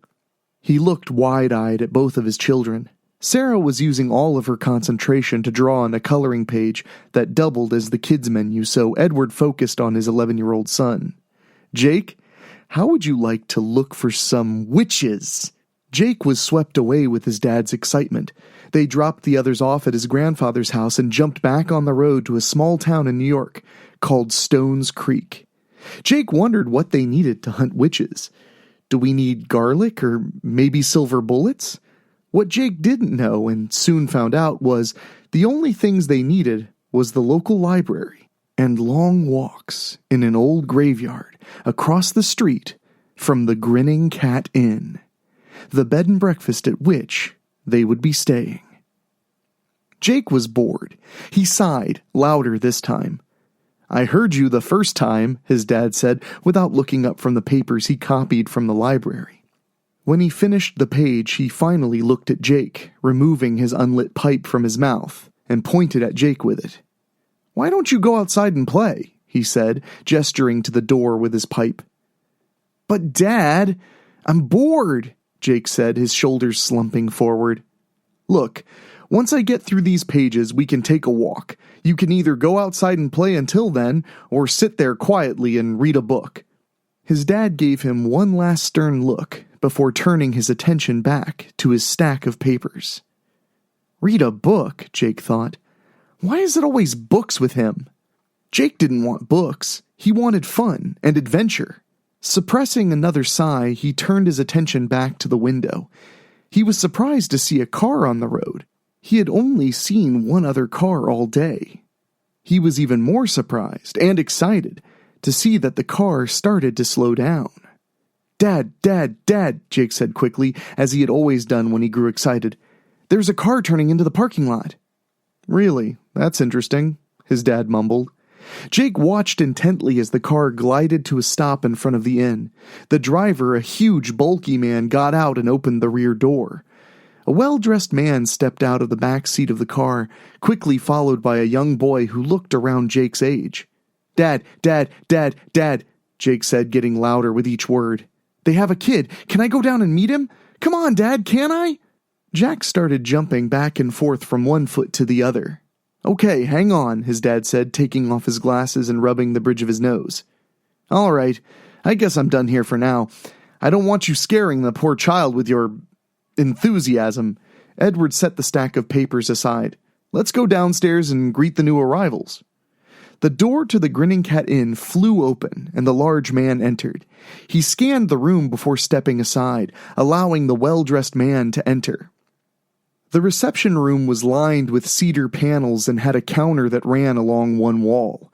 A large staircase leading up was right across from the front door. Two other doorways led to a dining room and a large den with a roaring fire in the fireplace. Upon hearing the door, the owner of the inn, Mr. Jarvison, a tall, thin, elderly man, moved to the counter. "Good evening. How may I help you?" asked Mr. Jarvison. The well-dressed man walked over to the counter and, with a thick Slavic accent, said, "I am Count Dmitri Romanova. I have reservation for 2 rooms." Yes, of course. Your rooms are ready, Mr. How should I address you?" Mr. Jarvison asked. "Please, you may call me Count Romanova," said the Count. "The title is largely symbolic at this point, but," he shrugged, "we do have our protocols." "Yes, sir. I will show you to your rooms," Mr. Jarvison said, half bowing. Count Romanova waved him off. "Ivan, my manservant, will look to the rooms and luggage. I wish to relax by the fire," he said, pointing towards the den. He then looked at Ivan, who nodded and gestured to Mr. Jarvison to lead the way up the stairs. The Count turned towards the door and called out, "Come, Nikolai! Let's rest before dinner."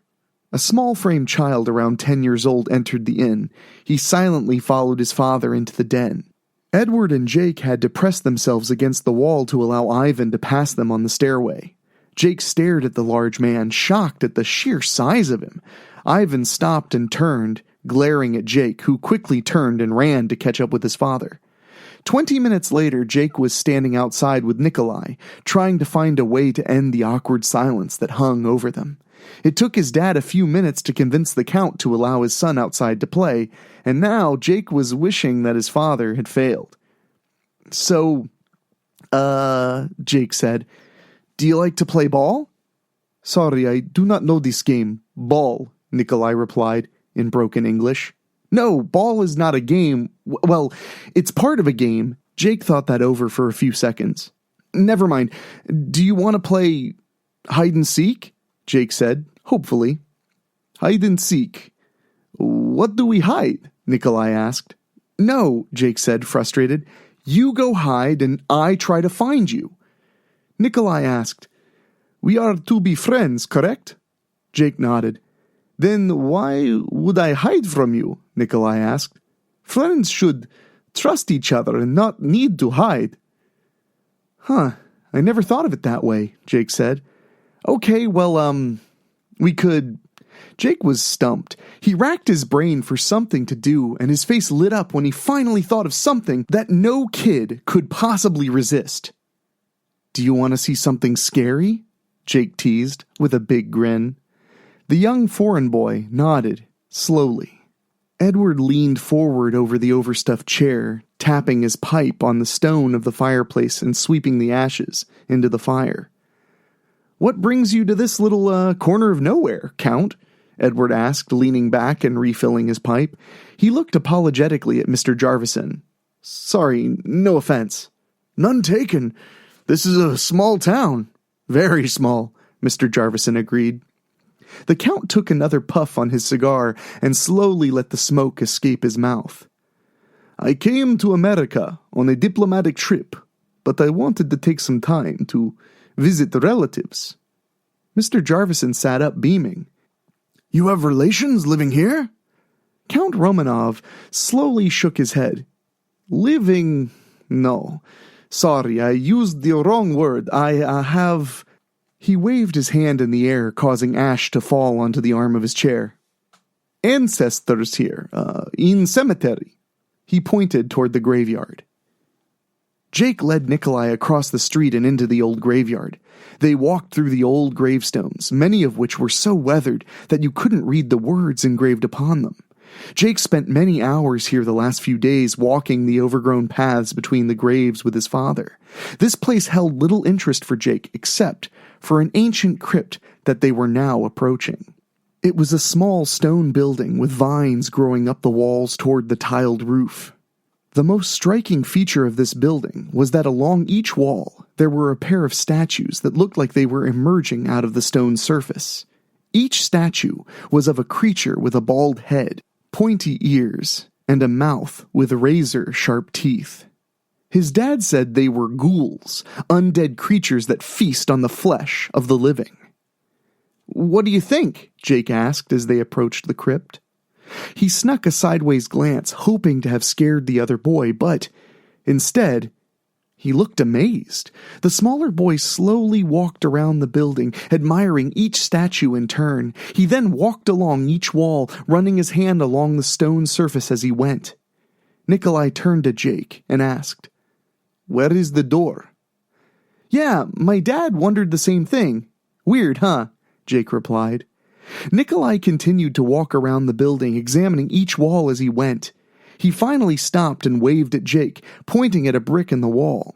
Jake walked over and bent close to discover that there were drawings etched into this brick. Drawings his dad would have called runes. The more he looked, the more they seemed to shimmer. He began tracing them with his finger, and he swore he felt them start to grow hot. Jake took a step back to ask Nikolai if he had spotted any other bricks like this, when his head started to buzz. The buzzing turned into a voice, deep inside his head. The voice began whispering 6 words over and over again. 6 words that he did not understand. These words got louder and louder until finally they burst from his lips in a booming voice. Custos secreta, predo malum, apier ostium. Jake was unable to stop himself from chanting. Custos secreta, predo malum, apiere ostium. Jake heard a low hum coming from the wall in front of him. Custos secreta, predo malum, apiere ostium. The runes started to glow brightly. Custos secreta, predo malum, apiere ostium. Jake's voice roared, and the wall opened. The Count tossed the remains of his cigar into the fireplace and looked over at Edward. What brings you here? Edward leaned forward excitedly, as if he had been waiting to answer that question all evening. Well, in my day job, I'm a history professor at the University of Chicago, but my real passion is writing about the occult, magic, and the supernatural. He took a puff off of his pipe and continued. I was researching the Salem witch trials, trying to see if I could bring anything new to the table, when I uncovered a series of correspondence between 2 sisters, both witches. One, sadly, was convicted of witchcraft and perished in Salem. He shook his head. The other one wrote about her coven moving here to help protect witches against persecution. Most intriguing, said the Count. Did they say how they would protect the witches? I haven't found many details on that, Edward said, sounding annoyed, except that it involved the undead. Mr. Jarvison looked around uneasily. The secret door in the crypt's wall swung open, revealing an empty room except for a steep staircase leading down. The air smelled stale and musty, and there was an eerie silence. Jake looked at Nikolai, who stared back, wide-eyed. Both boys started forward, Jake in the lead. The staircase ended in a stone door. Jake pushed against it until the door finally screeched open. The sound reverberated throughout the entire structure, sending chills down Jake's spine. The room it revealed was dark, the light from outside barely penetrating several feet. Jake hesitantly stepped forward, and flames shot around the room as a dozen torches flared to life. They revealed a large, circular room with a dozen stone doors around the perimeter. The floor was made of white marble with black marble inlays, creating a large pentagram. In the center of the pentagram stood an altar with a large leather-bound book sitting atop it. "Wow," Jake exclaimed as he took in the sight. He looked back to check on Nikolai, who was a few steps behind him. Jake slowly moved forward, fascinated by the book. Almost without realizing it, he was standing in front of the altar, staring down at the large tome. He looked back, and Nikolai was standing at the edge of the pentagram, with one foot raised, as if he was trying to decide if he wanted to cross over it or not. Jake turned back and reached out to touch the book.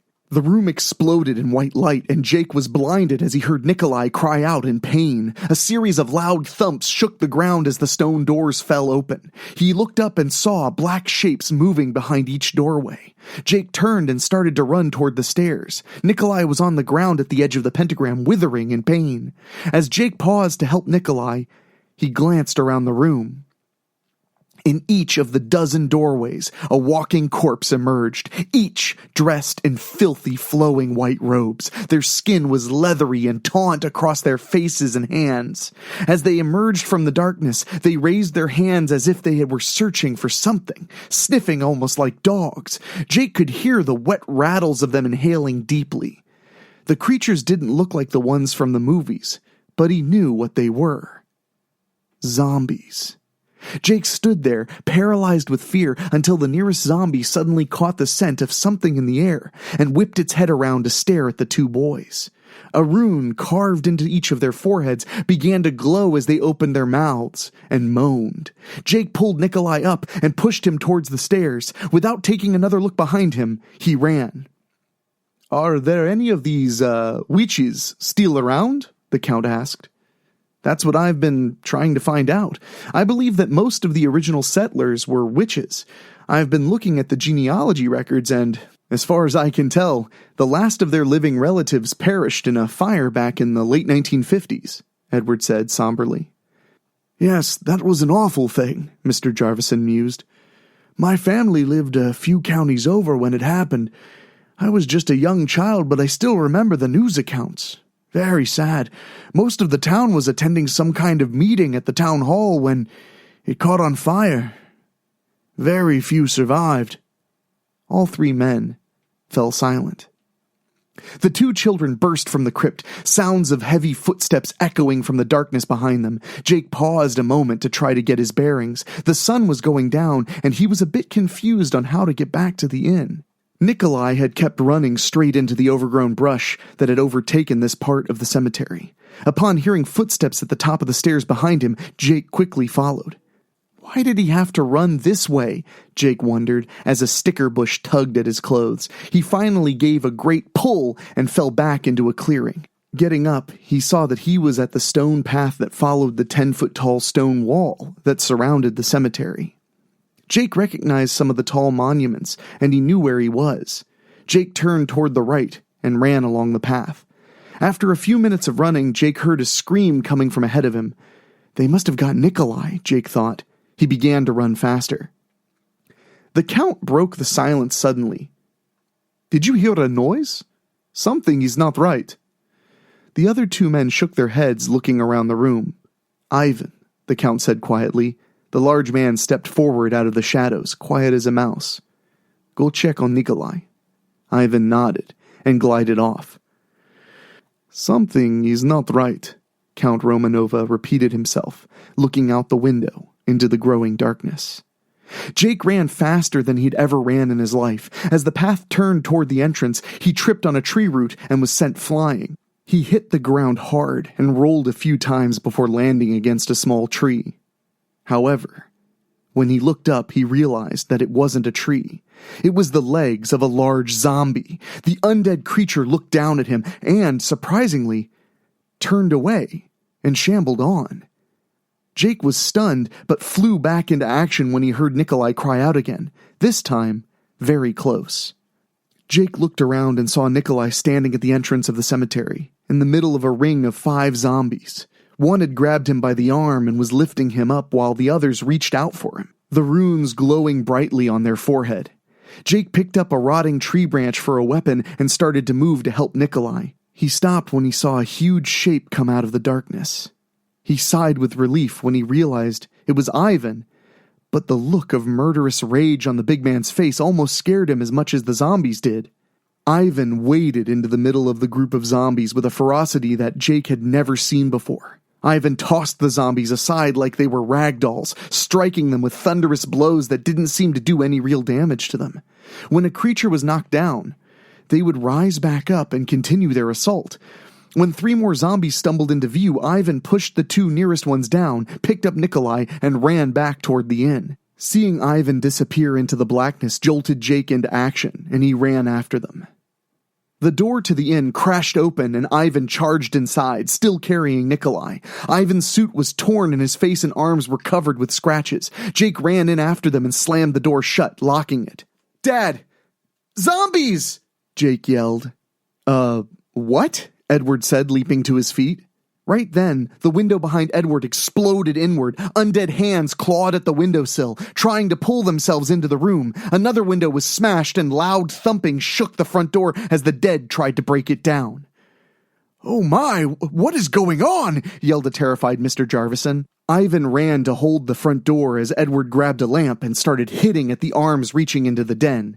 They could hear glass breaking in the other rooms of the house. Mr. Jarvison finally snapped and ran out of the den. He let out a terrified scream as a zombie lurched out of the dining room in the reception area. It ignored Mr. Jarvison as it shambled toward the Count, the rune on its forehead glowing brighter with each step. "The runes!" Edward yelled, pointing at the glowing brand on the zombie's forehead. "Some powerful magic created these things." "Can you stop them?" Jake said, fearing the answer. "Not without knowing the spell used to animate them," Edward yelled back, using the lamp he had to push a zombie off the windowsill. "Jake, the book!" Nikolai yelled, trying to help his father who was struggling with the zombie from the dining room. "Yeah, Dad, there's some kind of spell book or something in that weird crypt in the graveyard," Jake said to his father. "That may be our only chance," Edward shot back. "Count, we need to get to that crypt, now!" he yelled. The Count, who was holding his own against the zombie, yelled out, "Ivan, to me! We need to get to the graveyard!" Ivan rushed over and tossed the zombie attacking the Count aside through a broken window. Just as Ivan turned back to the front door, it burst open and 3 more zombies began to stumble in. Ivan ran and leapt, knocking them back outside. "Go! Go!" yelled Edward as everyone ran toward the front door. The next 10 minutes seemed like a nightmare to Jake. Ivan was an unstoppable tank running through the dark, knocking over any creature in his way. The rest of the group followed in his wake, trying to keep up. Once in the graveyard, Edward pointed the way to the crypt. The small party entered the crypt and ran down the stairs to the large marble room. Edward ran over to the book on the altar. Ivan stood with his back pressed up against the door, waiting for any sign of the undead creatures. The Count and his son stood just off to the side of Ivan, backs to the wall. Something felt off to Jake, but he didn't know what it was. He watched his dad quickly flip through the book, struggling to understand the words on the pages. Jake tried to connect the pieces. There was something he couldn't put together. "Wait, I think I got it," Edward said, almost to himself. He began reading the words from the book in a loud, booming voice. The undead began pounding on the door, and Ivan, muscles bulging, struggled to keep the door shut. The ground began to shake, and a wind started to rip through the chamber. Howls of anger and pain roared from behind the door as the undead intensified their attack. Something finally clicked in Jake's mind. The zombies ignored me and Mr. Jarvison. The runes grew brighter when they got closer to the Count and his son. "Dad, stop! The zombies aren't after us! They're after them!" Jake yelled, pointing at the Count, who looked back at Jake with a wide grin. Edward showed no sign of hearing his son. He kept chanting, and as he chanted, his voice grew even louder, and the tremors became more powerful. When Edward reached the end of the spell, the black marble of the pentagram burst into flames. The pounding on the door ceased as a silence descended over the room. Edward leaned against the altar, exhausted. Ivan opened the door, and only empty robes littered the floor. No sign of the zombies. Jake started to run to his father when the ground began to vibrate. The white marble floor started to crack as clawed hands began digging their way out of the ground. "What?" Jake exclaimed. "More zombies?" "Oh no," the Count remarked. "These are the relatives I spoke of earlier. My ancestors." The Count laughed as he began to change. His face elongated while his teeth grew sharp. His hair disappeared while his ears grew larger and more pointed. He became one of the creatures from the statues on the outside of the crypt. He became a ghoul. Ivan and Nikolai also began to revert to their true selves. "Those meddling witches kept my family imprisoned for hundreds of years. When we discovered them, we took our revenge and burned them all. But we needed someone pure of heart to open the crypt. Someone like your son," said the Count, running his tongue over his razor-sharp teeth. "We also needed another fool to undo the spell of protection and destroy those pesky undead guardians of theirs," he said, gesturing back towards the white robes. "It took a bit of planning, but we were finally able to forge those leathers to draw you here." Dozens of ghouls were slowly extracting themselves from the ground, their shining eyes looking hungrily at Jake and Edward. "I do hope you will join us for dinner," the Count bellowed, laughing. Okay, so maybe I told a little tiny fib, and that is that we were done with camping. Oh no, I think we need to finish on a big and maybe explosive note as we head back to summer camp, this time courtesy of our good friend David O'Hanlon again. This one is all about summer fun, being a kid, and mad scientists' experiments. And believe me, there's so much more to your summer slaycation. Don't worry, it's even better than that pun. So get comfortable as we wrap up this compilation with one more story of summertime fear. But first, we're going to go to a quick word from our sponsors, and then the fear will begin.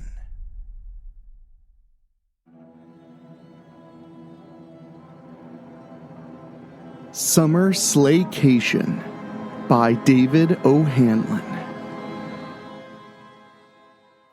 "The plan is simple," Henry Stout said around the butt of his cigarette.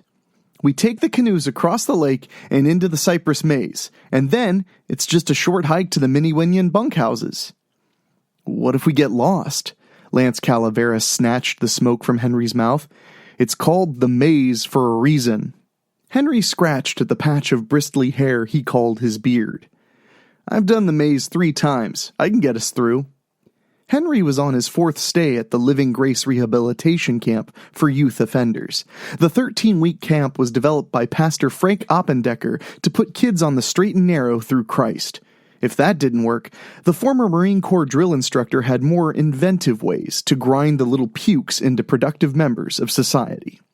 The Cypress Maze was the final test for all the teens that entered the program. If they failed, they completed their sentences in a juvenile detention center. It was a one-time deal. Normally, Father O, as the delinquents called him, took a special interest in Henry and brought him back every time he reoffended. He saw Henry as the camp's one and only failure. Henry saw the camp as a grueling but welcomed reprieve from his home, a dilapidated trailer park outside of Russellville called the Green Mile. "Yeah, you've done the maze," Lance said, "but not at night."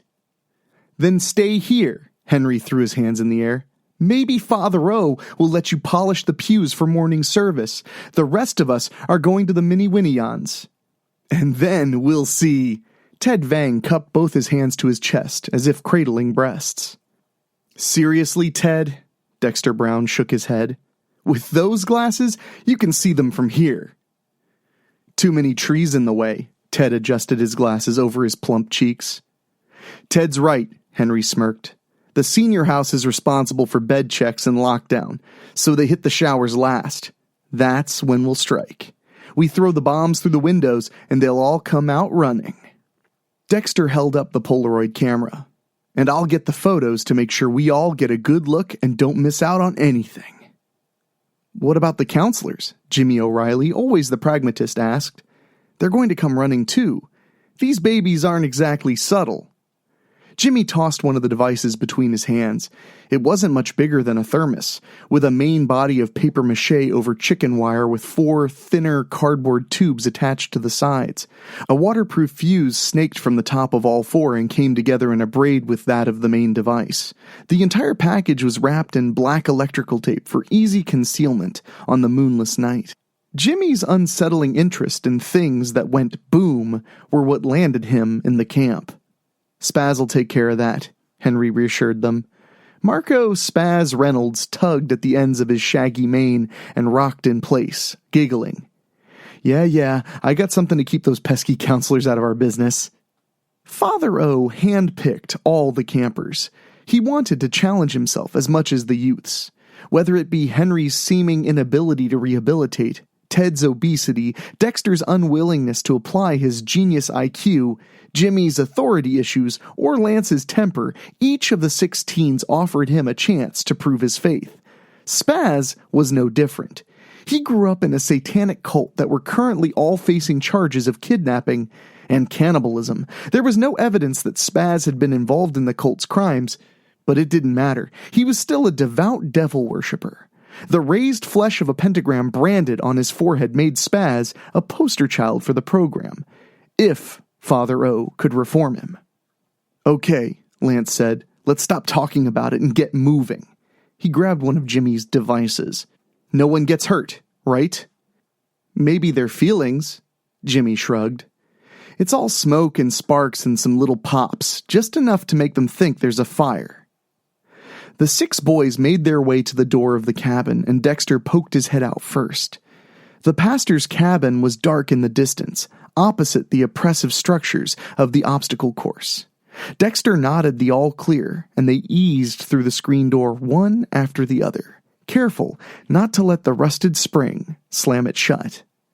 The rubber band of Ted's slingshot twanged softly, followed by the unavoidable pop of a light bulb shattering.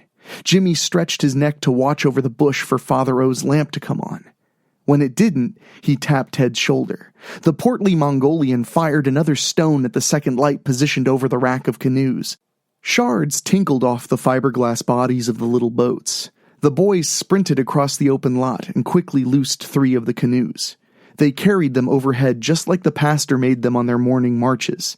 The boats hit water, and the teens paddled gently into the lake. On the other side of the lake, the lovely ladies of the Mini-Winnion Girls' Retreat would be working diligently to finish their nightly duties.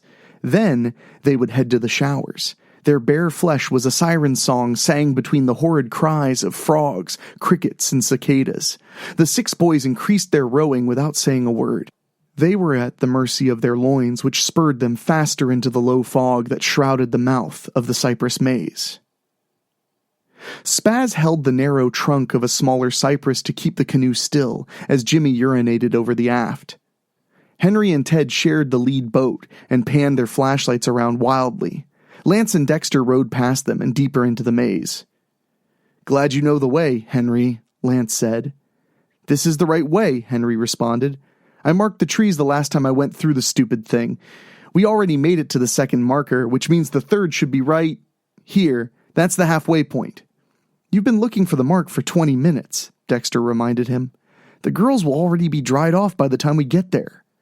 "They'll still be naked, though," Ted reassured them all. A sudden splash broke up their debate and was immediately followed by a profane cry and another dynamic entrance into the marsh. The 4 teens turned their lights in the direction of the commotion. The red bottom of the canoe was facing up and rocking in the turbulence. The lights danced over the surface of the water and converged on the face-down body that drifted away from the boat, lazily. Oh, damn! Dexter went to work with his oar, rowing them backwards. Hold on, Jimmy, we're coming. The canoe must have come down on him when it flipped. Lance rowed harder and panned his head-mounted light wildly. Where's Spaz? Get him out of the water! Henry twisted in his seat. There's gators out there. Why are we out here in the dark if there's gators? Ted gripped his oar like a spear and gazed at the black void around them. They hunt at night. Lots of things hunt at night. The bank of halogen lights illuminated the teens and everything in a 60-foot path. Dexter pulled Jimmy's unconscious body across the canoe. Behind the glare of the bulbs, a silhouette stalked across the deck of a camouflaged airboat. The form of some strange malevolence moved behind him and slipped over the side, disappearing into the water. Ted stood quickly, swinging the paddle over his shoulder like a club. Who are you? Ted took a step back, rocking the boat hard. Henry leaned forward to the other side to steady them. Get out of here, mister. Our counselor's out here with us. The good pastor is sound asleep, the shadowy figure said. Don't struggle too much. I don't want you hurting yourself. Something broke the surface beside Lance and Dexter. A pair of malformed green-brown appendages reached up and twisted in Jimmy's clothing. His body slipped back into the marsh. Dexter and Lance grabbed his legs and struggled to pull him back in. The tug-of-war intensified with the heavy rocking of the canoe. Jimmy's legs were completely submerged, then up to his ribcage. Suddenly, the boys were airborne. They popped their heads above the filthy water, coughing and rubbing their eyes clear. Jimmy bobbed beside them. They reached for him in unison. They screamed that way, too, when the bisected body of their bunkmate tipped over and sank into the abyss. Dexter watched in horror as Ted and Henry were knocked into the marsh. A net sailed from the airboat over them, and something beneath the surface gathered it, dragging it back to the man hiding behind the lights. Lance disappeared with a quick splash. Dexter swam as hard as he could. He didn't care if he was swimming toward camp or the Mississippi, just so long as he was swimming anywhere that wasn't the cypress maze. Something snagged his shirt. He felt the barbs dragging through his flesh, but forced himself onward. Then he was underwater. And he wasn't alone. The house sat on a tiny island in the back of the bayou away from prying eyes. Sawgrass obscured the boundaries where land met swamp and the tiny dock at which the airboat rocked sedately. The ramshackle 3-story was built shortly after the Civil War and abandoned for almost as long. Portions of the roof sagged, and others had collapsed long before and were patched with tarps. Glass was long gone from the windows, and the breeze whistled across the edges of the century-old shards that remained. 2 rusted water tanks had been converted to hold gasoline for the generators, and 3 windmills provided the rest of his electricity. The owner stretched his aching limbs. The isolated home was the perfect location for the laboratory and the clandestine aims of his research. It was not so easy on his ailing body, however. He wrung his arthritic hands and worked the blue nitrile gloves over them with a pair of sharp snaps. He checked his reflection in a grimy mirror. Its surface shook with the constant rumbling of the generators. He'd forgotten surgical masks on his last trek into town. Not that it would matter once the procedure was complete. He adjusted the paper cap over the few remaining patches of vomit-yellow hair and the unfortunate results of the last treatment.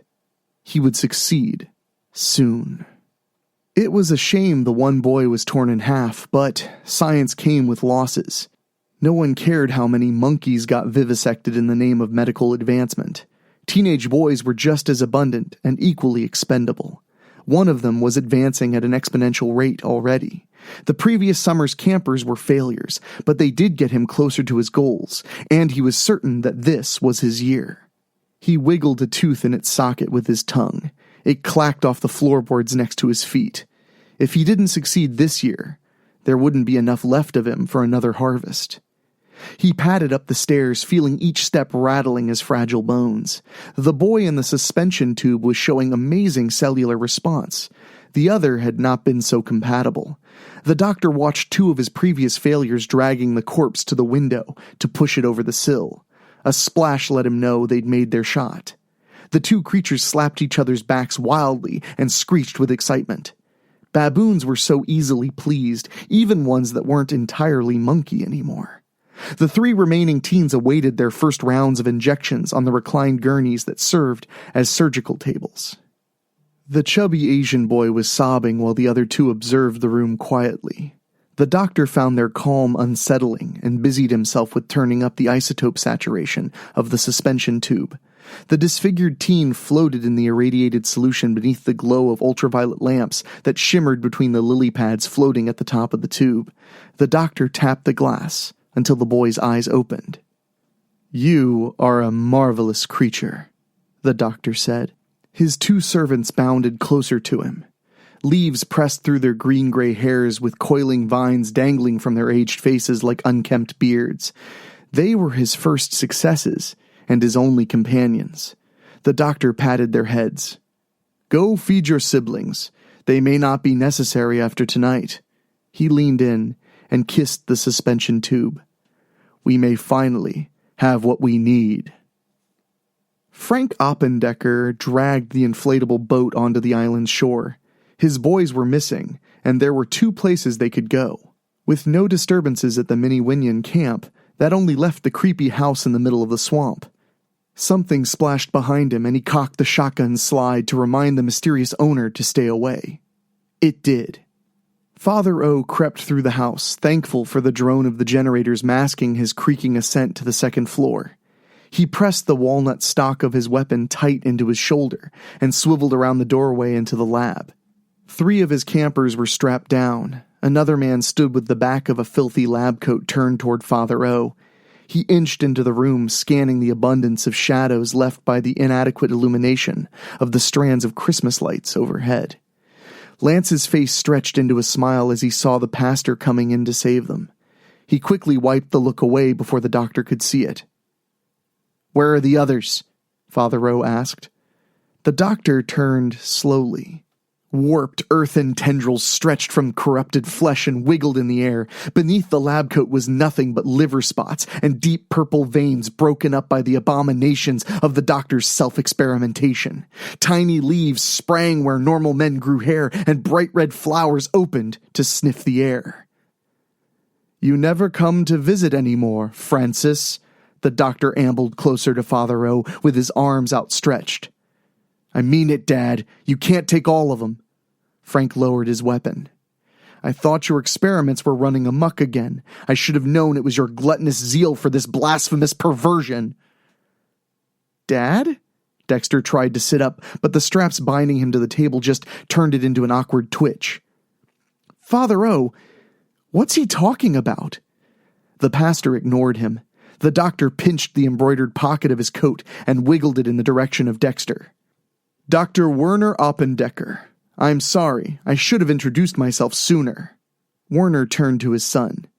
"Does it make life easier, Francis, going through it blindly accepting magic instead of reaching for obtainable knowledge in the realms of science?"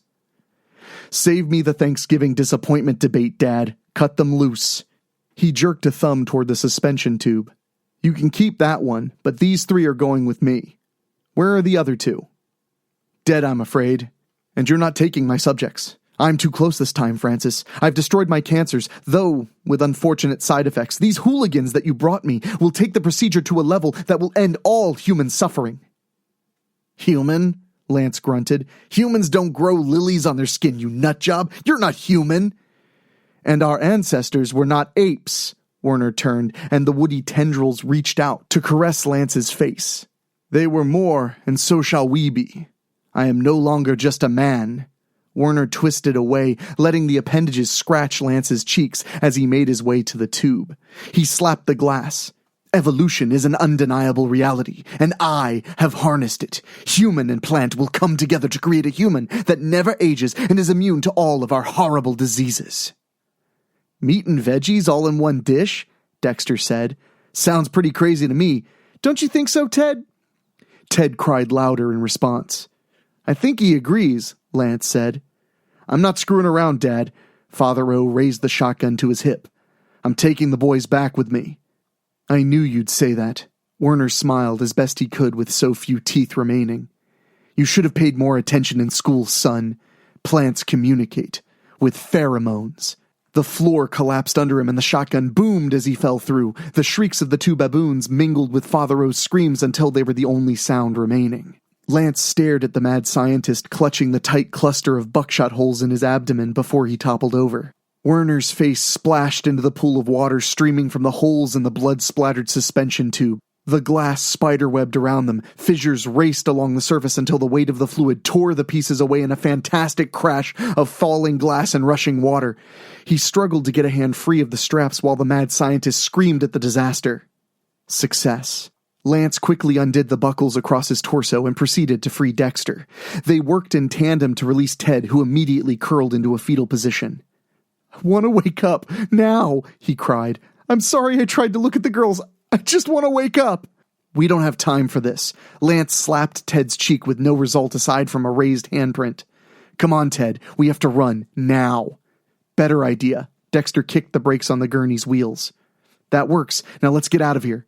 They pushed Ted toward the doorway as fast as the rusted, squealing wheels would roll. One of the plant monkeys sprang through the hole in the floor and blocked their path. Its mossy-covered lips peeled away from piercing fangs. Lance slid like he was stealing home base and kicked it back into the hole. The creature's terrified shriek was replaced with Lance's own as gnarled root-like fangs dug into his leg.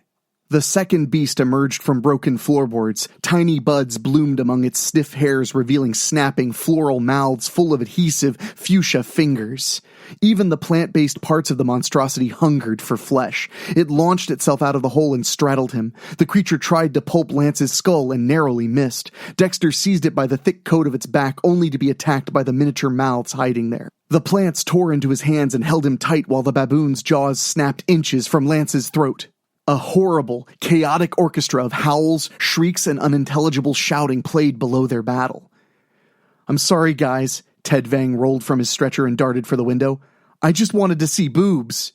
The towering green form lumbered across his path. Twisting vines of inching-long thorns hung like living dreadlocks around its verdant face. Scales of bark sprouted along the angular jaw and, in the center of the thing's forehead, was the raised lines of a pentagram.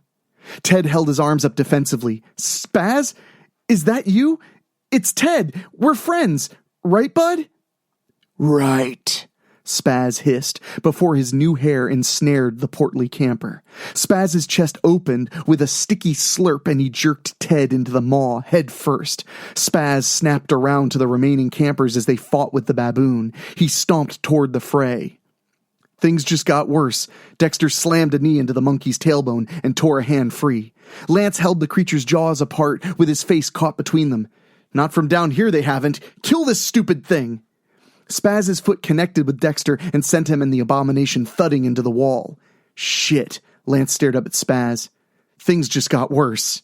Lance rolled away as the thorns scoured the floor in a vain effort to seize him. He pulled the gurney between him and Spaz. Ted's legs kicked soundlessly as his head and torso dissolved inside Spaz's new form. The man-plant's lips contorted in malevolent joy. "I've always enjoyed the taste of human," it growled. "Yeah, well, I've always hated vegetables." Lance grabbed Ted's leg and jumped down the hole.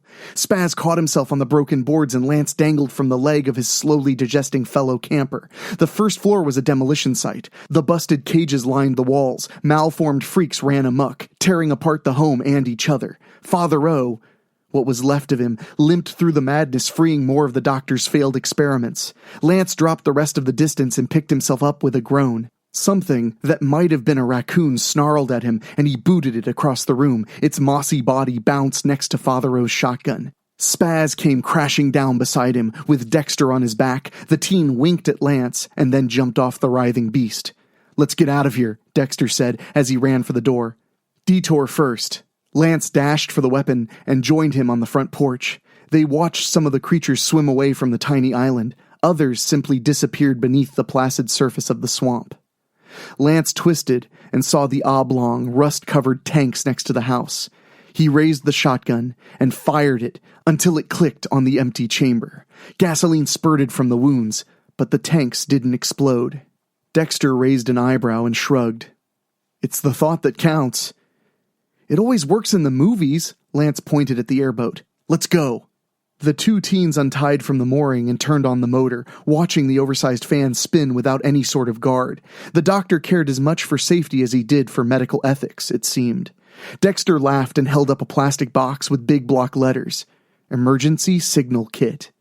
Lance took the case and opened it quickly. Finding the flare gun inside drew an excited whoop from him. Bet it blows up now, Dexter said. He moved them away from the dock gently as he got the hang of the controls. The boat rocked hard and the boys spun to see Spaz climbing over the side to join them. Dexter jumped from the controls and body-checked him before he could get his balance. The fan blades caught the vines and diced them. Lance and Dexter exchanged glances. Dexter ducked under Spaz's swinging fist and dropped to the deck behind him. Let's toss this salad, Dexter shouted. Lance jumped over the steering column and kicked Spaz with both feet, sending him careening over the prone Dexter and into the fan. Spaz's mulched remains sprayed behind the boat as his body passed through the oversized food processor with ease. Let's toss this salad? That was the best you could come up with? Lance laughed. Dexter scooped the flare gun and slapped it against Lance's palm. Shut up and burn the house down already. Gladly, Lance sat up and fired at the tanks. They watched the fire spread through the tall grass. It moved placidly until it met the dried, ancient timber of the house. The structure flared like a match head, spreading its light across the black water. Somewhere in the swamp, a baboon cried out as it watched its home burn. Think the girls have taken a shower yet? Lance asked. Probably. Dexter turned the steering wheel. Can't hurt to double check. The fuel tanks exploded behind them, but they didn't bother looking back. Dexter sped up, maneuvering through the bayou. The experiments were loose, but at least the doctor wouldn't be making any more. They would tell the authorities what happened. Eventually. There were more pressing matters to attend to first. They smiled through the blood and grime and aimed the boat toward the cypress maze. Well, my friends, this special compilation has run its course, and I'm thankful so much that you would sit down and listen to these with me. So please make sure you come back next Wednesday for another brand new terrifying tale. And I want to say an extra special thank you to our Patreon backers, and in particular our Patreon podcast boosters, folks who pay just a little bit more to hear their names on the program. And they are Bobbletopia.com, Megan Hua, Julia Kirsch, Brent McCullough, Steve King, Karen Wiemet, Jack Kerr, and Craig Cohen. If you want to join the 90 folks who are hanging out with us over on Patreon, just go to weeklyspooky.com, click on Patreon, and pledge whatever you can afford per month and get bonus episodes, more content than you could shake a stick at, and so much more. But now, it's time for me to get out of here. So for myself, my executive producer Rob Fields, my producer Dan Wilder, and our composer Ray Mattis, I will talk at you next time. Stay cool.